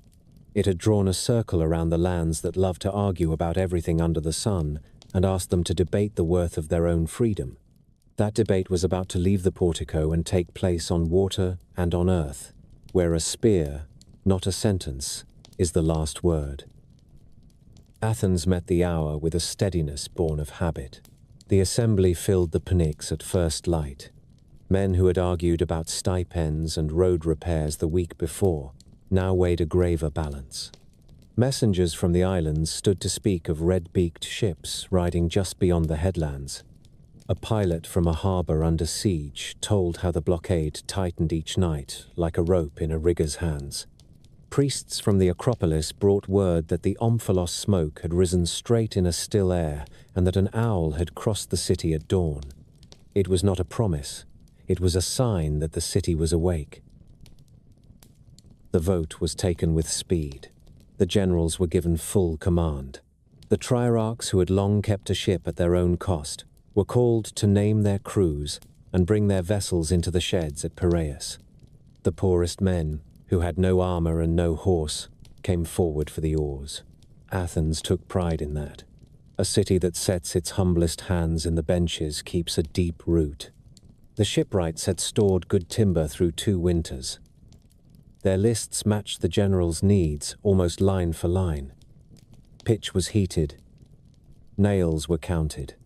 Sand was spread on decks so men would not slip in blood or spray. Drums were checked and spare drumheads set aside on hooks. The first business was to break the siege that had become a watchword. The harbor lay behind a bar that fooled strangers who did not know how the current ran at dusk. The Athenian captains did know. They put out with a small force as the light drained from the sky and let the tide carry them at a slant across the outer roadstead. They kept to the shadow of the headland until the last moment. Then the coxswains called for stroke, and the oars bit like teeth. The Atlantean ships near the mouth moved to block the channel. It was the clever move. It was also the expected one. The Athenians split their line and sent a third of the hulls to sound water over the shoal that only locals trusted. The lead trireme crossed the bar with a whisper of sand under her keel and came on at an angle that turned the blockade into a trap. The rest drove straight at the guard and opened a lane with their rams. Marines threw grapnels and boards. Fishers on the quay who had hidden in doorways ran to cut enemy moorings with knives that had cleaned nets since their father's day. By morning, the market heard that the strait was open again and that the jars of grain in the customs house would be counted by the city that had built it. The victory was small on the map. It was large in the mind. Free towns sent envoys to Athens that very week. Some asked for garrisons. Some offered ships. A few sent only promises. The city took what it could use and sent back 2 things that matter more than coin: a posted timetable and a pledged return. Predictable help builds courage in places where grand speeches do not reach. The island did not take the cut easily. The second wave had come in strength and had meant to camp on the mainland as a sign that the old world was finished. The chosen beach was a flat reach east of the city where a stream slid into the sea over a bed of pebbles. Behind it lay a low slope with fields gone to stubble and a shrine on a knoll. The spot was tidy and practical. It became the ground on which 2 ways of war tried to master each other. The Atlanteans landed with a discipline that no one could mistake. Ramps were set to the gunwales. Lines of marines came down in armor that gleamed in the Sunday. Slingers took position beyond spearcast and sent their first stones in a steady patter that covered the work. Engineers carried stakes and mattocks.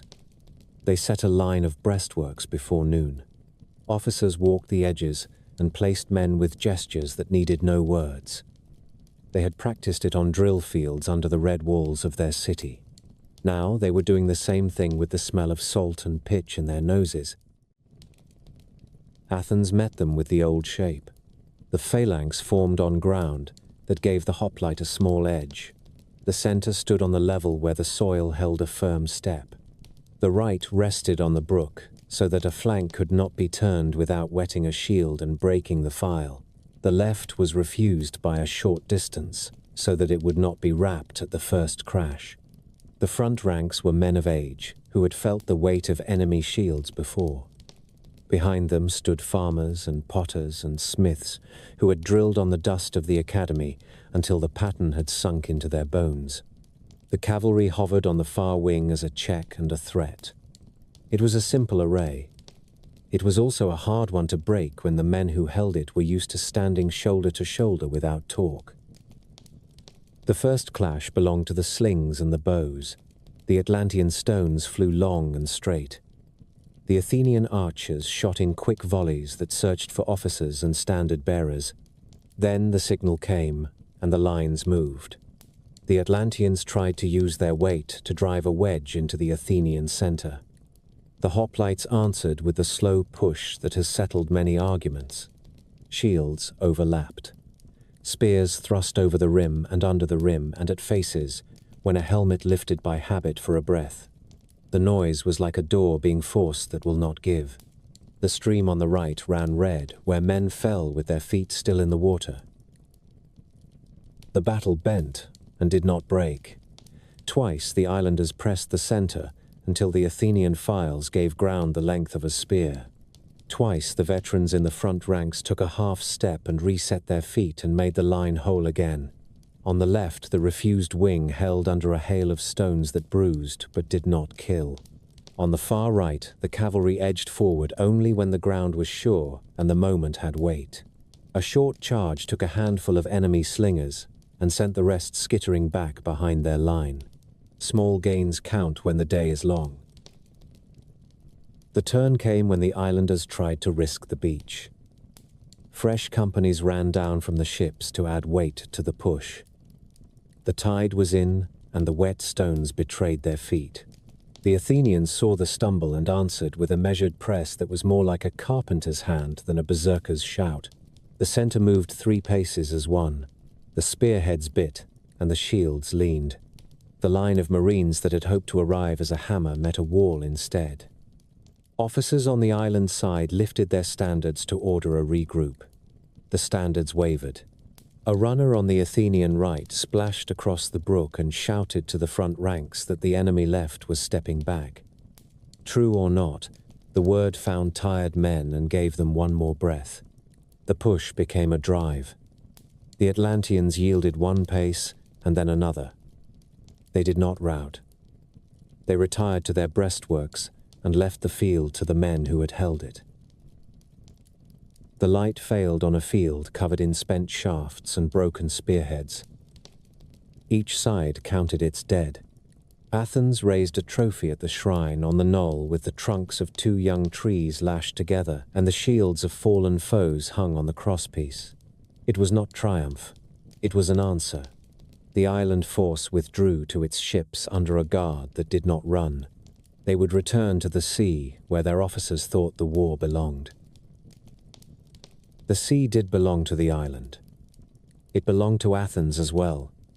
The fleets met at the mouth of a narrow strait not many days later.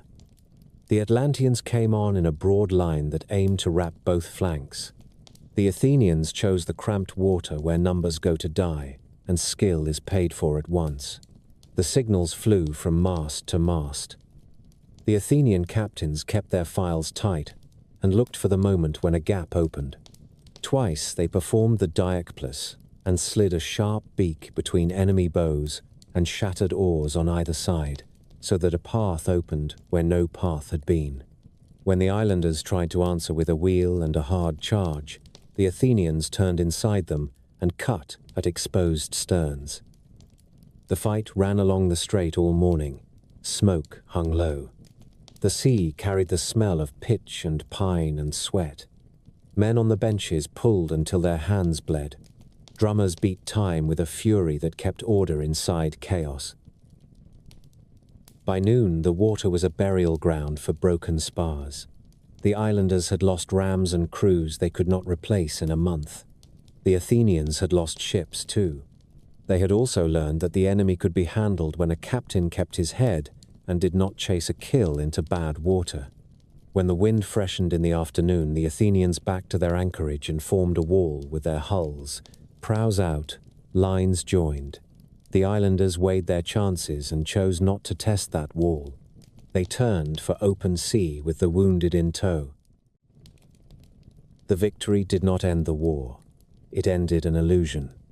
The Greeks saw that the great power from the west could be stopped by a city that refused to yield the straits and the beaches. Towns that had watched and waited now sent grain and men without being asked twice. Spartans who disliked Athenian ways sent hard veterans to hold passes where a landing party might try its luck. Islanders set light boats to shadow the enemy and send word by fire to the next headland. The web of small loyalties that had often frayed now held fast because the island had given it a common purpose. Athens paid for every lesson with blood. Funerals went up the roads to the Kerameikos in a long file. Names were carved. Mothers stood in still dignity. The city did not pretend that loss is a small price. It did what cities must do when they mean to live. It turned grief into a stubborn will. It repaired hulls. It trained new crews.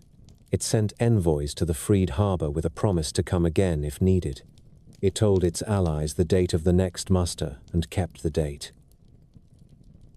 In the island, council's men who had spoken easily about destiny now talked of measures and months. Garrisons demanded grain and coin. Captains asked for oarsmen they could trust. The pillar in the red-walled temple at home still shone, but the words written on it had begun to sound like a warning rather than a boast. Power that expected a parade had found a fight. A realm that liked to move by plan had met an enemy who could read water and time and make both serve. So the clash of cities settled into a long strain. The West held its ringed center and measured its losses. The East kept its resolve and measured the days until the next summons. Between them lay the sea. The sea remembers those who try to master it. It rewards the patient and punishes the proud. The next reward and the next punishment were already gathering beyond sight. The warnings gathered in small ways before anyone would name them. The warm spring in the precinct ran hotter for a week, and then went dull. The cold spring took on a taste that was not stone and not iron, but something a tongue could not place. Fishermen brought home fish with strange lesions and found them in waters that had always been clean. Dolphins that loved to play in the ring water vanished without a trace. In the ship, sheds the caulkers swore the planks were weeping, even after a fresh seam was laid. The priests said little in public. In private, they spoke of lamps that guttered on windless nights, and of a hum in the stone under the temple floor that came and went like a distant cart on a road. The first tremor came at noon and seemed a jest. Cups danced, door frames creaked. Children laughed to see the water in bowls shiver as if a hand had touched it. The ground settled and men went back to work. The second tremor came before dawn and rolled through the island like a slow beast. Men woke and sat upright in the dark with their hearts thudding. Dogs howled. In the harbor, a pile of spars toppled and clattered across the quay. At the canal weirs, the watchman saw the surface rise against the boards and fall again, without a wind to trouble it. Old men who had worked the fields their whole lives put a hand to the earth, as if greeting a friend come home from a long journey who was not the same man who had left. The swarm began that evening, short jolts that rattled shutters, long breaths that made rafters complain.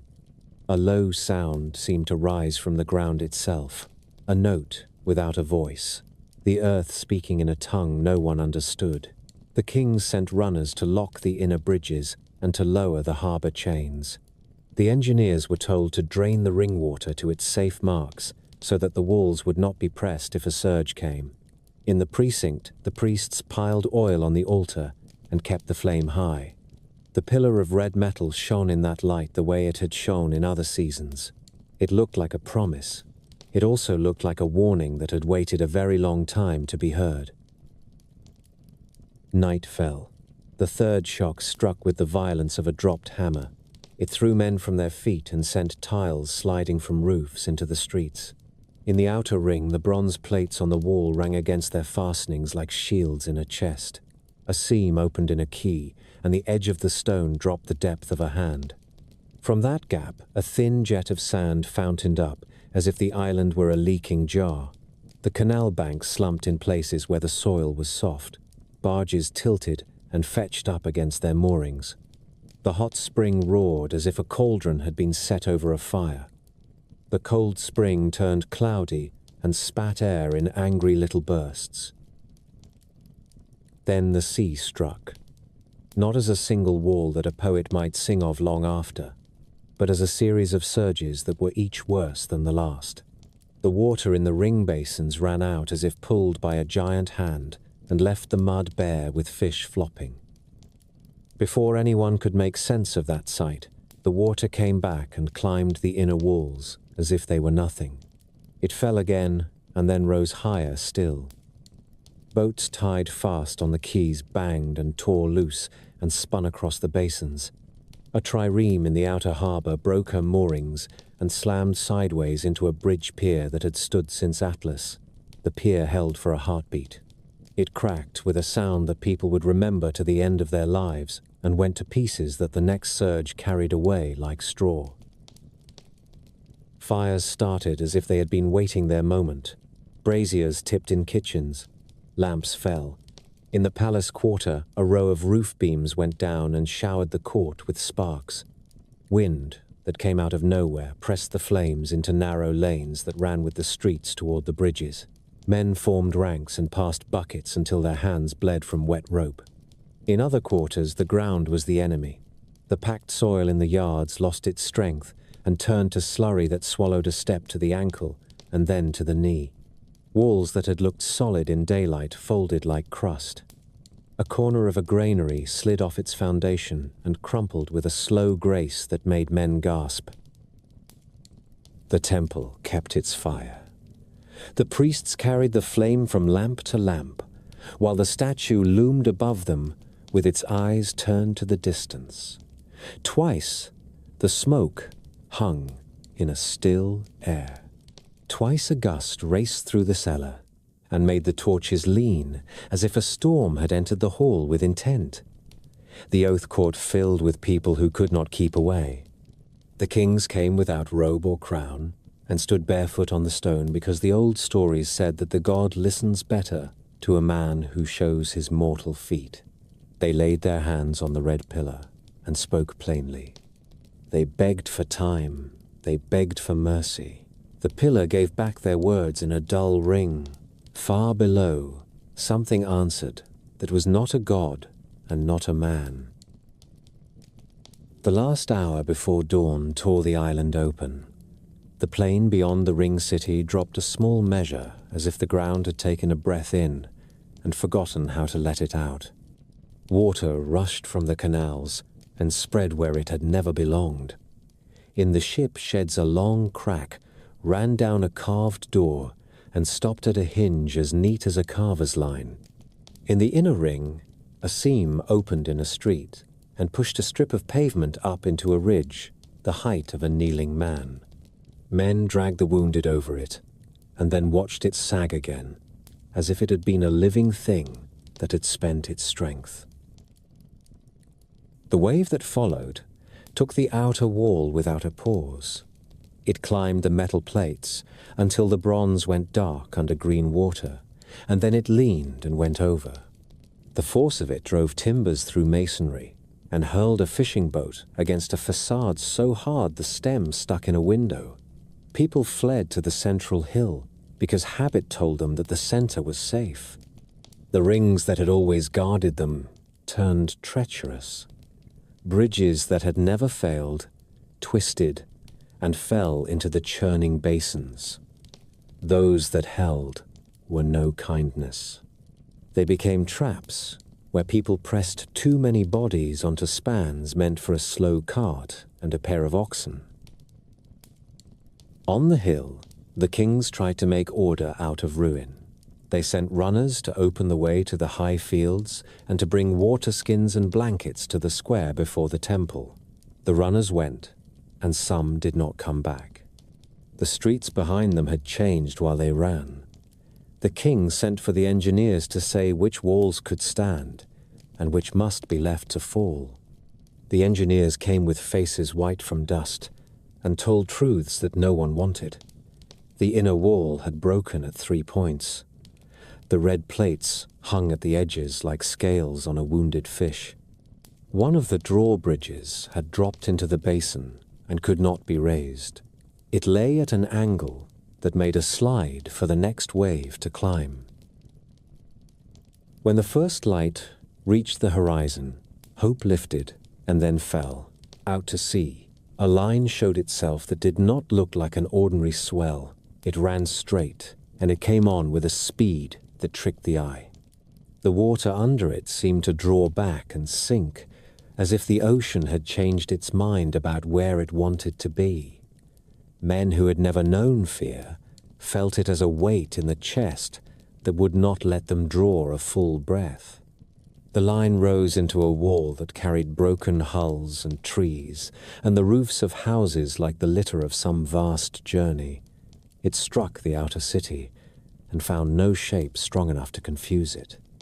It poured into the rings and turned them into drums. Water slammed against stone and came back and met itself and leaped again. The noise was beyond thunder. It was a continuous tearing that drowned voices and thoughts alike. The temple took the blow. Columns stood and then leaned as if listening to something in the earth. A corner of the roof went and let daylight fall into a place that had never welcomed it. The statue of the god watched the fall and did not move. The priests did not leave their post until the floor heaved under them and the dark line of a crack ran between the altar and the pillar. The pillar trembled. A plate shifted with a metallic cry, and then another. The old men who had rubbed oil into those plates for years tried to brace it with their hands, as if it were a living brother. The second surge took them and washed them against the far wall. When the water lowered for a breath, the pillar still stood. A heartbeat, later the floor under it, gave way in a block the size of a small house. The pillar slid and vanished into the blackness with a sound like a bell buried in sand. The central hill became an island on an island. People stood in the thinning crowd and looked about in a daze. Some spoke the names of children, some prayed without sound. Some stared at the red plates torn from the inner wall and strewn like fallen leaves. A group of soldiers formed a cordon and held a stair that still led down to a patch of dry ground. They moved people past them with care and did not look up when the next shock set dust sighing from the cracked stone above. Out on the plain, the order that had taken generations to make unmade itself in an hour. The field terraces slumped. Canals burst their banks and cut new channels that did not respect a boundary or a record. Storehouses that had been measured to the finger width came apart in slow waves as the soil under them lost its strength. In the distance, hills that had always been blue with age took on a sharpness that made them look young and angry. Great stones let go and bounced in long arcs that harvested groves the way a farmer harvests grain. The sea did not stop. After the greatest surge came lesser ones that found new paths. They ran through streets and pulled people from doorways and tossed them on heaps of timber that had been walls a moment before. The last wave of the morning came as a long rise that did not foam. It lifted everything still afloat and moved the wreckage as if it weighed nothing. When it fell back, It left boats perched on balconies, and a trireme laid across two fallen houses, like a bridge built by a giant in a hurry. Then there was quiet, not peace. The quiet of a city whose voices have been taken. Smoke rose in thin lines from damp fires that would not go out and would not warm a hand. The smell was salt and ash and the sweet stink of crushed grain and the sour tang of mud from the bottom of canals. Birds were gone. Dogs stood and trembled or lay down and did not rise. The sun climbed and showed what it could show and took from no one the sight that it showed. By noon, the central hill and a few higher rises still stood above water. The rest of the ring city was a confusion of broken stone and flooded courts and channels that now belonged to the sea. The outer plain lay under a sheet of brown that moved with a lazy malice. The harbour mouth had shifted. The bar had opened into a channel where none had been, and had closed where the old pilots trusted it most. The ship sheds were broken boxes. The ring bridges were teeth in a jaw, knocked out of true. The red metal that had once gleamed on the walls lay in torn plates and twisted strips that caught the light and made hard, bright lines in a landscape of ruin. Survivors began to move with a purpose that grief delays but cannot defeat. They gathered the living and carried the wounded to the highest stones. They made litters from door planks and poles. They counted children out loud so that the counting would not stop. Sailors, who still had boats, brought them up to the new edges of water and took people off in loads that seemed too small for the task. Engineers marked in charcoal on broken walls where the ground still bore weight and where it would swallow a foot. The kings held the square before the temple with a handful of guards and the calm that comes to some men when nothing else is left to lose. They did not pretend that Atlantis could be saved. They began to save Atlanteans. Toward evening, the tremors faded into a restless shiver. The sea still moved, but without malice. A hush fell that had nothing to do with reverence. It was the silence that follows a voice that has shouted itself hoarse. People looked to the horizon without knowing what they hoped to see. There was no help coming from that direction. The only help was what their own hands could make before night came and took even the little warmth that ruin holds. So the island that had been a measure to itself became a lesson to others. It had lived in circles. It was dying in circles. Concentric rings of water and stone. Now concentric rings of mud and wreckage that would harden into bars where ships would run aground for generations and curse a name that had turned into a shoal. Dawn found the city stripped to its bones. The storms in the earth had eased to a tremble that set dust whispering down broken walls. Smoke rose from damp fires that would not catch. The sea moved without a crest, a slow heave that pushed wreckage against every surviving stair. The kings stood in the square before the fallen temple and chose the work that must be done. They sent men to the highest stones with water skins and blankets. They sent boys with chalk to mark the safe paths. They sent the old to sit where their voices would steady the counting and the naming. The order was plain: save the living. Do not fight the sea. Do not hunt treasure. Every hand that could carry was set to the litters. Every boat that could float was turned into a ferry and put to the hill where the ground still held. The island learned the taste of loss in the first hour. The cold spring ran brown. The warm spring went silent. The cisterns that had kept dry years from becoming famine were cracked and fouled. Women tried the water with their lips and shook their heads. Farmers walked to the edge of the plain and looked at their fields under a sheet of mud. They saw their terraces flattened and their orchard rows torn into crooked lines that led nowhere. They found cattle with string cut into their legs where tether lines had tightened in the rush. They opened the throats of the wounded beasts because mercy was the only thing left that could be done well. Scribes set up a board on 2 broken drums and wrote the names of those who had come up from the rings. The list began in order and became a scatter of nicknames and half-remembered households. A woman gave 3 names and then put her head in her hands and would not speak again. A boy asked a soldier to tie a strip of cloth around his arm so that he could be counted as a bearer and not as another mouth. A priest took the small images from the household shrines and set them in a row on the temple steps, as if people could find their courage more easily if it had a face. Engineers walked the shattered bridges with poles to test the footing. They crossed with the care of men who have learned to hate surprises. They marked a simple map on a wall with ash. 1 path down, 1 path out to the only stair that still reached a jetty, 1 place where a boat could come in without breaking its ribs. They set crews to clear that lane with levers. Stones were eased aside. Tangles of beams were given to the saw. Work moved because men who are used to order can still find it in ruin if the orders are short and the hands are many. Boats came and went until the oarsmen could not feel their fingers. A line of small craft grew at the edge of the new water. Fishers brought skiffs.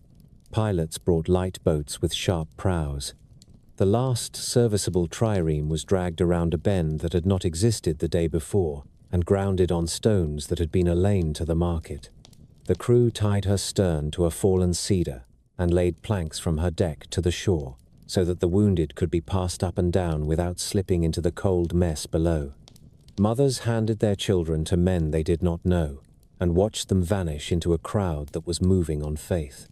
A runner with a deep cut came back from the lower rings with word that a pocket of houses had held on a knoll like a ship's island and that a dozen people were waving cloth from its roof. A team took ropes and went to fetch them. The team returned with 9. By midday, the hill was a camp. Poles and mats made lanes where there had been a court. Fires were coaxed with sea drift and broken furniture. A boy who had spent his life tending goats became a cook by force of will and made a thin broth from grain scraped out of a burst jar. There was no salt. No one complained.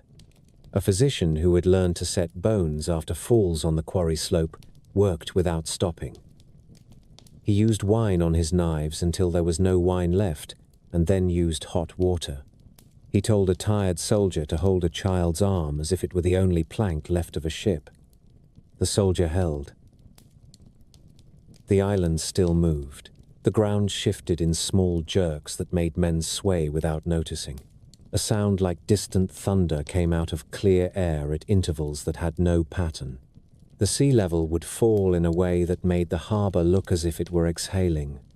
It would rise again and move over the broken streets without hurry and without pity. To the west, a ridge that had always stood like a patient ox dropped the height of a house and left a scar of raw rock that looked new and angry.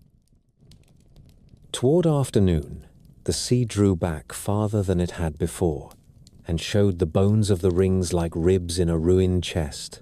The stone mouths of culverts gaped, dry for the first time since their making.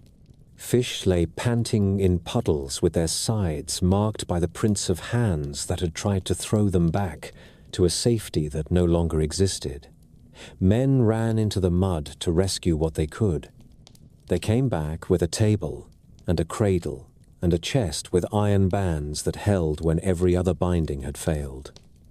The last surge of the day came on them while they were still in the muck. It rolled them toward the hill and left them coughing and covered in clay. The chest opened and held nothing but a book whose wet pages clung to one another like dead leaves. The kings looked out over this and saw that the island would not hold another night. The earth had broken its bargain. The canals had become inlets. The streets had become channels that would invite the sea back with every shift of wind or moon. They sent messengers to the outlying islets and to the little harbors down the coast with orders to bring every boat and to bring food and to leave the old ties to place behind. They told the guards who had survived to point the way to the boats and to push people aboard until there was no one left who could move. A city that loves itself must learn to love its people more when the time comes. A quiet act spoke for the rest. The last priest who had strength enough to climb the broken steps went to the place where the pillar had stood. He took a handful of oil from a cracked jar and poured it over the edge where the floor had fallen into darkness. He said the names that had built the island from a hill and a spring. He asked for nothing. There is a point beyond asking when men who believe simply speak, because it is what they know how to do when there is nothing else to do well. The sun sat low when the final turn began. Out to sea, a broad slope grew, where the surface should have been flat. No foam showed on it. It advanced without a crest. The ground under the hill thrummed like the plucked string of a vast instrument. Stones knocked together underfoot with a sound like teeth. A deep breath ran through the island again, and this time it did not exhale. The central hill sagged a hand's breadth. Then another. Cracks chased one another through paving, and running children screamed because the lines were fast and unpredictable, and cut across the safe places they had learned in the morning. Boats pushed off as the water came for them. The last trireme slid free and took a load that covered her deck from bow to stern. The oars dug. A skiff capsized, and swimmers were pulled aboard by hands that could not tell kin from stranger. The slope of the sea became a face. It lifted the outer rubble and poured it over the near ruins, as if the island were a valley between hills made of water. The last of the inner wall went in 3 quiet stages. First, the clamps popped. Then the plates peeled like bark. Then the core folded and leaned and dropped out of sight without a splash because the hole that took it opened down and did not want to be troubled with noise. From the decks beyond the reach of the fall, men saw a sight that would live in the mouths of their grandsons. The hill that had held the temple did not topple. It settled, as if a giant hand had laid weight upon it. It went down until the roofs that the sea had spared in the morning sank from sight. It went down until the tips of the tallest columns were level with the swells. It went down until a square of red stone that had once been a threshold rose like a buoy, and then vanished, as if pulled. There was no island left to be reached. There was only a brown boil where the city had stood, and a belt of water so thick with silt and timber and the churned guts of the earth that a ship could not pass without losing her rudder and her will. Night came without stars. The smoke and the breath of the sea made a low roof over the boats. Men pulled until they could not lift their hands, and then lay along the benches with their chests heaving, while others took their places. Fathers counted children by touch. Mothers held mouths close to ears and spoke into them so that the words would not be lost in the wash. The kings had given up the idea of being kings. They moved through the boats as bearers and water carriers, and gave orders only when the orders were simple and would save a life in the next breath.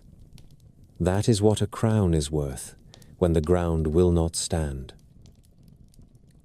At first light, the water lay over a plain that had not been there before. It was not deep. It stretched to the near horizon with small heaves that showed the slow breath of a tired world.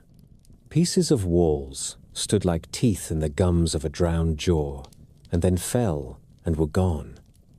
The boats edged around the margin of this new thing and found no channel through. Oars struck bottom where no bottom had been. When a captain tried to force away, he found his oars seized by mud that clung like hands. The sea beyond the brown belt looked blue and harmless. The belt itself was a trap that would hold wreckage for days and then let it drift out in handfuls to remind the living of yesterday. By noon, the boats that had kept their distance struck out for the nearest outer islets and for the small harbors that had sent their craft without asking for permission. The first landings were more relief than welcome. The newcomers came off the boats in a silence that was worse than wailing. They drank water with both hands. They lay down on the first clear ground and slept with their faces pressed into it as if they meant to force the earth to keep them. The people of those places did what people do when they are decent. They brought bread and shared it in slices that were thinner than they would have liked. They found dry cloaks. They counted the children and the old. They asked no questions that would start a death over again in the telling. In the weeks that followed, ships from other coasts approached the place where the island had been and turned away. The passage that had once been a straight road between the pillars and the sunrise waters was clogged with a mat of silt and broken stone that dulled the sea to the color of clay. A helmsman could see a blue line beyond and could not reach it. A lead line sank and came up slick with mud. The shoal moved as the swells moved and made liars out of charts. Captains cursed and set more lookouts and marked their maps with warnings in heavy hand. No one spoke the name that the island had given to ocean and to empire. They called it the Shallows. They called it the brown water. They said there is a place in the Western Sea where good pilots refuse good coin. The survivors began to turn from shock to work. Scribes who had lost tablets still remembered how to tally. They set up rough boards and wrote names and trades and debts that would be forgiven because there had been a night when all debts had been paid at once. Masons taught island ways of fitting stone in courses that would take a sea wind. Engineers showed how to lay a ditch and a bank that would drain a field and not turn to soup when the river swelled. Smiths made small things first, because small things save time. Hooks and nails and pins and rivets. When the work grew, they made locks and hinges and clamps. The red metal that had once covered the inner wall now flashed in thin lines on a brooch or a blade. A last echo of a city that had taught itself to be careful and had then forgotten how to stay so. Some men carried stories longer than any tool. A pilot who had watched the last sinking from his deck sat in a tavern on a Greek island and drew what he had seen with a charcoal on a plank. He drew circles and lines and a high hill in the center.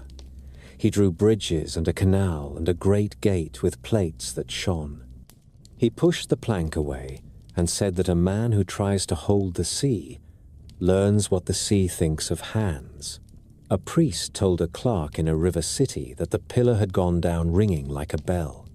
The clerk wrote the line in a margin without comment, because scribes have long practice in writing the words of men who are trying to make sense of grief. A king without a seat told his daughter that the law is not a stone. It is the way a people remind themselves of who they are when the ground fails.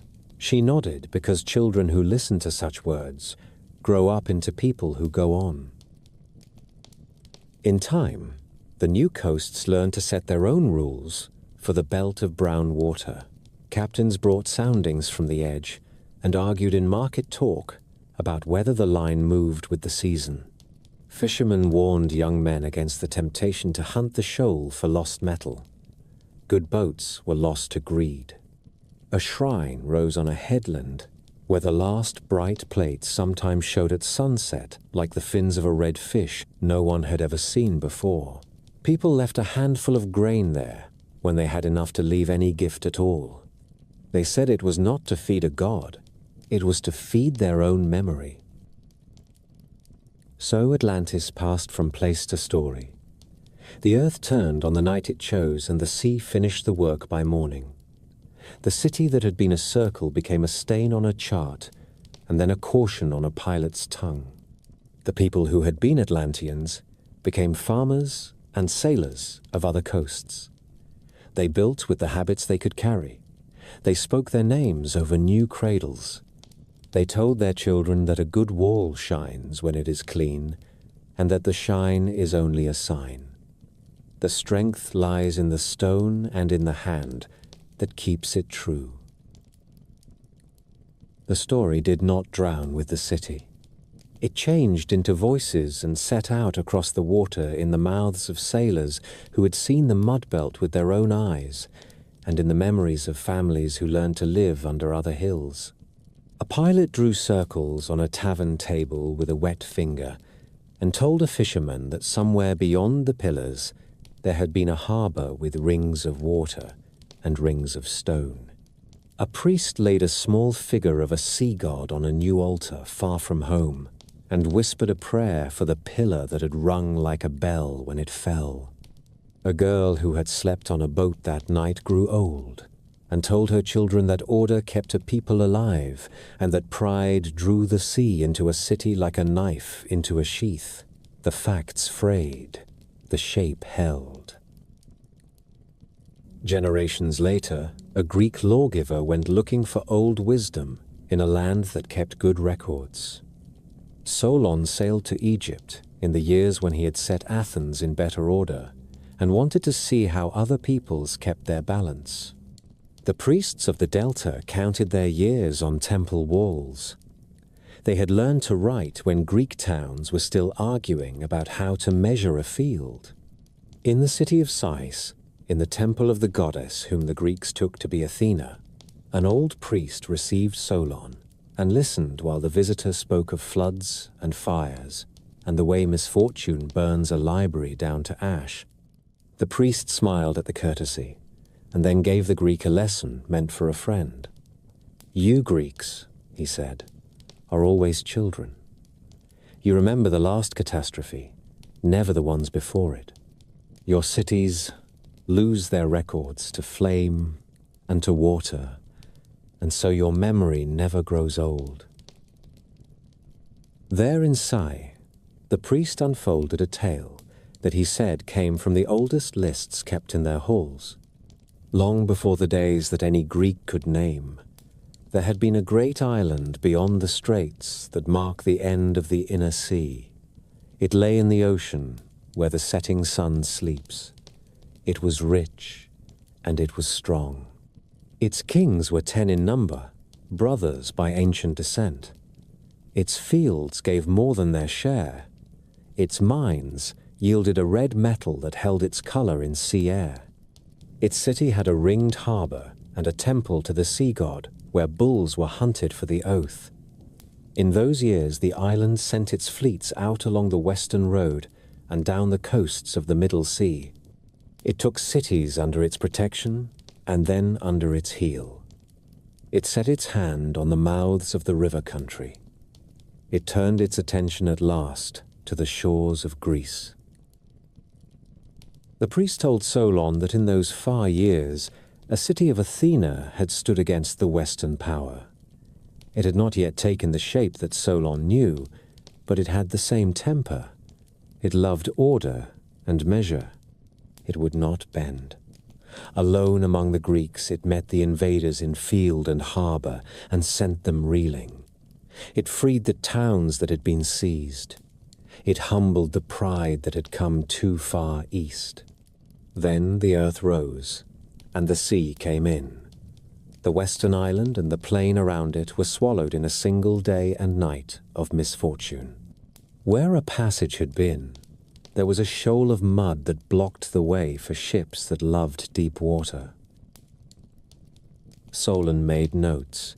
He planned a poem. He asked for names and for numbers. The priest gave him years, counted in thousands, that would make a modern mind blink. 9,000 before Solon, he said, and the Greek scratched the figure in wax, because he meant to weigh it later and give it a poet's frame. He listened for more detail and found it. A city built in rings, bridges and canals, walls faced in gleaming metal, 10 kings meeting at a sacred bull hunt and swearing by the pillar in the temple, laws written on a red column, splendor that turned from discipline to boasting and then to greed. The story had the look of a moral and the smell of an old record as well. Solon brought the tale home and passed it to his kin. He did not finish the poem. He had laws to defend and enemies to fight and an old age to meet with a clean name. The tale did not die for lack of verse. It went from Solon to Dropides, and from Dropides to Critias the elder, and from the elder to a younger Critias who would sit in the company of Socrates. These are the links, as they are told by the men who like to set their chains in order.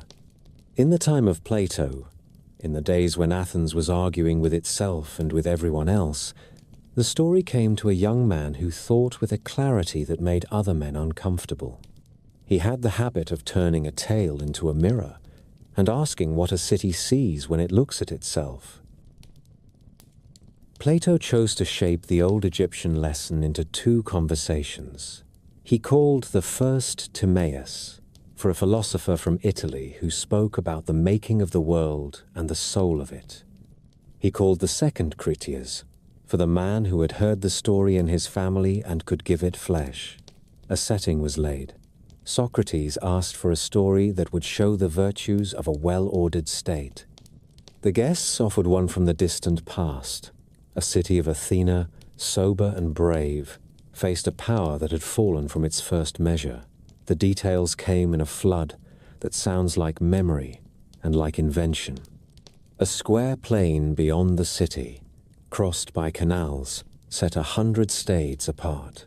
A harbor with rings of land and water, linked by bridges wide enough for chariots.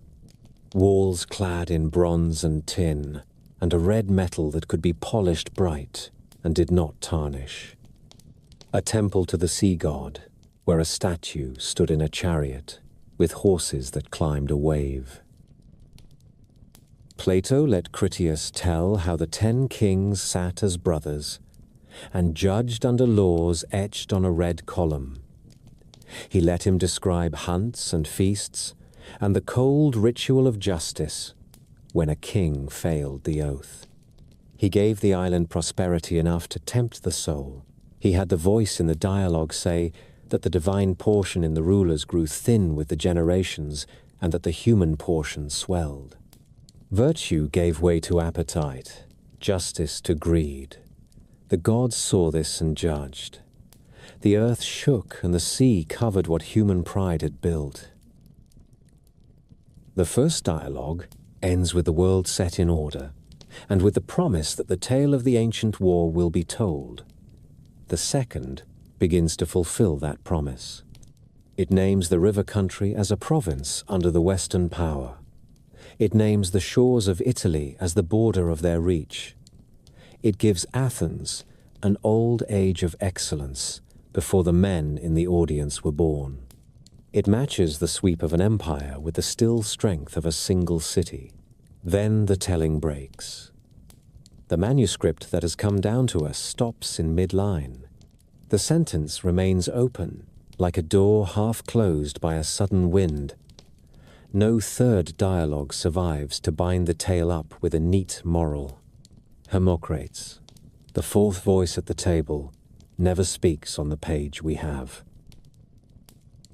Because Plato left us only these 2 works, Atlantis stands in our libraries on a narrow foundation. There are other ancient writers who say a little, never enough to make a new story of it. A commentator of late antiquity says that a student of Plato once went to Sais and saw old columns with inscriptions that match the tale.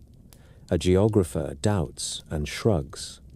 A historian, on another subject, uses the word Atlantians for a people near the Atlas Mountains and means nothing to do with the island. A poet mentions a western sea and gives it a mood, but no map. None of these lines can carry the weight that people want to put upon them. The words that matter belong to Plato, and they are framed as a lesson, not as a ship's log. What is the lesson? Plato was not a man to hide his purpose. He meant to place a mirror in front of Athens. He drew a picture of a city that kept its old laws and another that let wealth rule its councils. He showed a free people standing against a power that had mistaken abundance for virtue. He used the sea, which teaches humility, as the final judge. He left the story unfinished so that the argument could continue in the minds of those who read him. Is the island a real memory passed through Egypt and Greece across a gulf of years? Is it a parable dressed in marble and salt? The dialogues invite both readings and then turn the question back upon the reader. What kind of city do you want to live in? Which ruin do you fear most? The ruin that comes from an enemy, or the ruin that comes from within? Even if the philosopher's aim was moral, the story sounds like a place. That is why it endures. Atlas has a temple, and a door, and a pillar, and a schedule of oaths. The harbor can be walked in the mind from quay to quay. The bridges are set near enough for a man to see the faces on the next ring. The field plain is measured like a tablet. The bull hunt has a smell and a sound. You can count the kings and see their crowns hung on nails at the council when they sit as brothers. It is detail of that kind that makes a tale hard to forget. It is the same kind of detail that archaeologists later learn to distrust when it appears without a second witness. The Greeks kept the tale in their libraries. The Egyptians kept their temple stones and their habit of recording what a king wanted remembered. The sea kept its shoals and its temper. Sailors kept their caution on the western route. The chain of transmission is not long. A priest speaks to Solon. Solon tells a friend. That friend tells his son. Plato gathers the words in a story about cities and souls. From that point onward, we hear our own voices more than we hear the priest. That is the truth of most of what we call ancient memory. It comes to us through one gate that stands open, and then through another that opens into thought. None of this makes the tale smaller. It makes it human. A people endures a loss and saves the shape of it in a story that warns against pride and remembers a good order. Another people folds that story into a dialogue about justice and the fate of proud states. Sailors add a belt of mud and the habit of steering wide. Pilgrims add prayers at a shrine on a headland where sunset sometimes throws a red line across a low swell. The facts are few and often belong to the philosopher. The echo fills the centuries. The flood went out, but the story stayed. It washed into new tongues and found new shapes. Sailors kept to the outer lanes and called the belt of brown water a snare. Priests spoke of a fallen pillar and the silence that followed. On winter nights, merchants drew circles on tables and argued about where a city could stand that close to the sea and live long. Time carried those circles from memory into books. The Greeks left the tale in a handful of pages that men would copy with care for 2,000 years. Rome read those pages and shrugged. The empire had its own seas to cross and its own ruins to explain. Later ages read Plato and wondered if a parable could point to a place. Mapmakers in the Middle Ages filled the empty Atlantic with islands that were hopes and warnings. Antillia, High Brazil, the island of 7 cities. These were not Atlantis. but they showed a hunger for a western shore that might answer an old ache. The Renaissance added confidence to that hunger. Francis Bacon wrote a new Atlantis with a house of learning at its heart, a cool dream of a kingdom that prized discovery more than display. He did not claim to have found the old island. He used the name to mark a place where reason might have room to grow. Centuries later, a German merchant read Homer and found Troy in the soil. Heinrich Schliemann broke ground in Anatolia with a spade and belief, and his trenches did not lie about a city that had been sung for ages. That success did more for Atlantis than any sermon.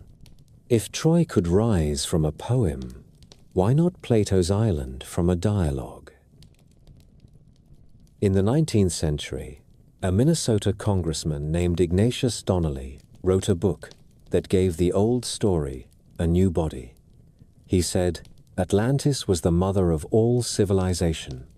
He said that pyramids in Egypt and step temples in the Americas were echoes of a single lost city.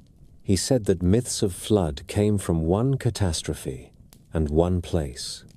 The book marched across parlors and club rooms with a strong voice and weak bones. It held a power that outlived its proofs. It taught readers to see connections where there were only likenesses, and to forget that likeness is cheap where human hands build with stone and water and faith. Other dreamers followed. Some folded the island into a tale of vanished races and cycles of rise and fall. Some dressed it in mysticism and spoke of root peoples and secret wisdom. In the next century, bad men cut the cloth of myth to fit their own tailoring and wore it like a badge. Atlantis became a tool for fantasies about blood and destiny. When the century ended, decent people were wary of any map that marked a perfect city in the far west. While the dreamers wrote, the seafloor gave up its secrets to careful eyes. Soundings and charts turned the Atlantic from a blank into a landscape. Marie Tharp traced the mid-ocean ridge and drew a map that changed how the world thought about the crust underwater. Oceanic plates were young in the scale of geologic time. The floor of the Atlantic had been built and rebuilt by slow fire and cold pressure. There was no room in that record for a continent that had carried cities in the age of men, and then slipped whole beneath the waves. A lost island could sink, a lost continent could not. The ocean was old. Its floor, where the ridge ran like a spine, was young and restless, and not a home for marble courts. Closer to the inner sea, spades and brushes had their own luck. On the island of Thera, which we call Santorini, workers clearing a way for new houses struck painted walls under ash. Streets and rooms lay sealed beneath pumice and dust. Spiridon Marinatos opened the first lanes at Akrotiri, and Christos Domus continued the dig. They found a Bronze Age town that had been caught by an eruption of terrible force. Jars stood where hands had left them. Frescoes showed ships and lilies and youths with fish in their grasp. The date of the blast sits around the middle of the 2nd millennium before Christ. The plume rose high, and the sea was beaten into long waves that reached the coasts of Crete and beyond. The palaces of the Minoans took their damage, and later fell to other hands. The island in Plato's pages stood beyond the pillars. Thera did not. Yet here were rings of Caldera, and a city once rich in the art of ships and bulls. Many saw in that ash a memory that could have drifted for centuries and grown in the telling. Greece itself held a smaller echo.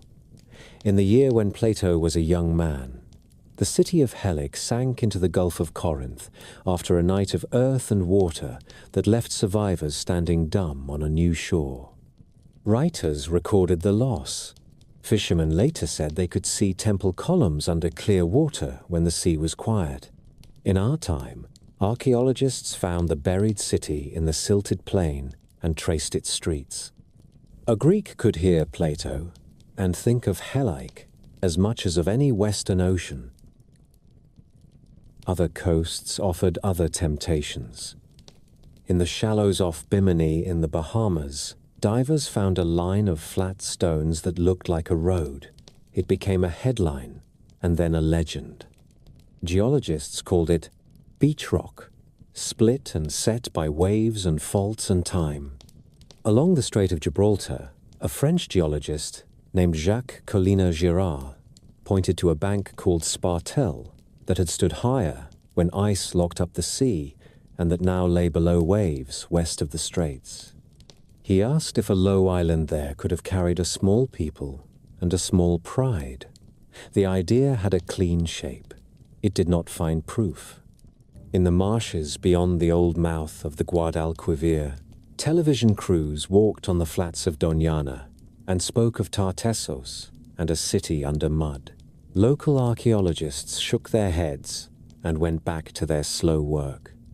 In the Sahara, a round wound in the earth near the Adrar is called the Richat structure. It looks like rings from the sky. It is an eroded dome of rock and salt, a geology lesson with a teasing face. No harbor, no sea. It gathers believers the way a mirage gathers the thirsty. Science did more for the legend than denial can show. It taught patience. It taught how lands drown and rise and how seas heap sand where deep water once ran. It read the cores of mud for ash and pollen and the shells of tiny creatures, a quiet library that records storm and calm with a discipline that no court has ever kept. It showed that the Black Sea once rose fast into a basin where farmers had worked the river mouths. It showed that the North Sea had covered a plain of reed and game that we now call Doggerland. It showed that coastlines are temporary and that memory loves the shore because the shore is where loss is hardest to forget. Underwater archaeology learned to speak softly. It set rules for how to handle a ship that had died at sea, and for how to treat a harbor that had silted shut. The work became slow and honest. Teams mapped and measured, and brought up small things with great care. A shoe, a coin, a sherd with a maker's mark. They gave us ports that had been known only to texts and storms, and they did not claim cities where there were none. In that silence, the legend breathed in a cleaner air. Modern readers stand between two pulls. One pull points to Plato and says that the story is a crafted mirror. Another points to ash and mud and says that stories that last often start with something that happened to someone. Between those pulls lies a field of proposals that range from careful to wild. Santorini remains the strongest memory in the room, not as the island beyond the straits, but as a disaster that could travel in words. Hellike stands as proof that a Greek had no need to invent the voice of the earth.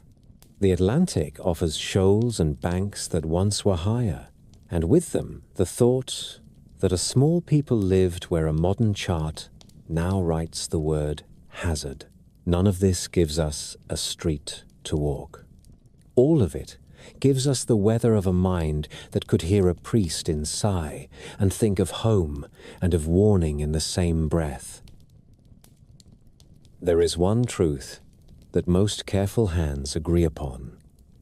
No archaeologist has found a site that can be called Atlantis without strain. There is no confirmed city that matches the scale, the plan, and the age as Plato placed them.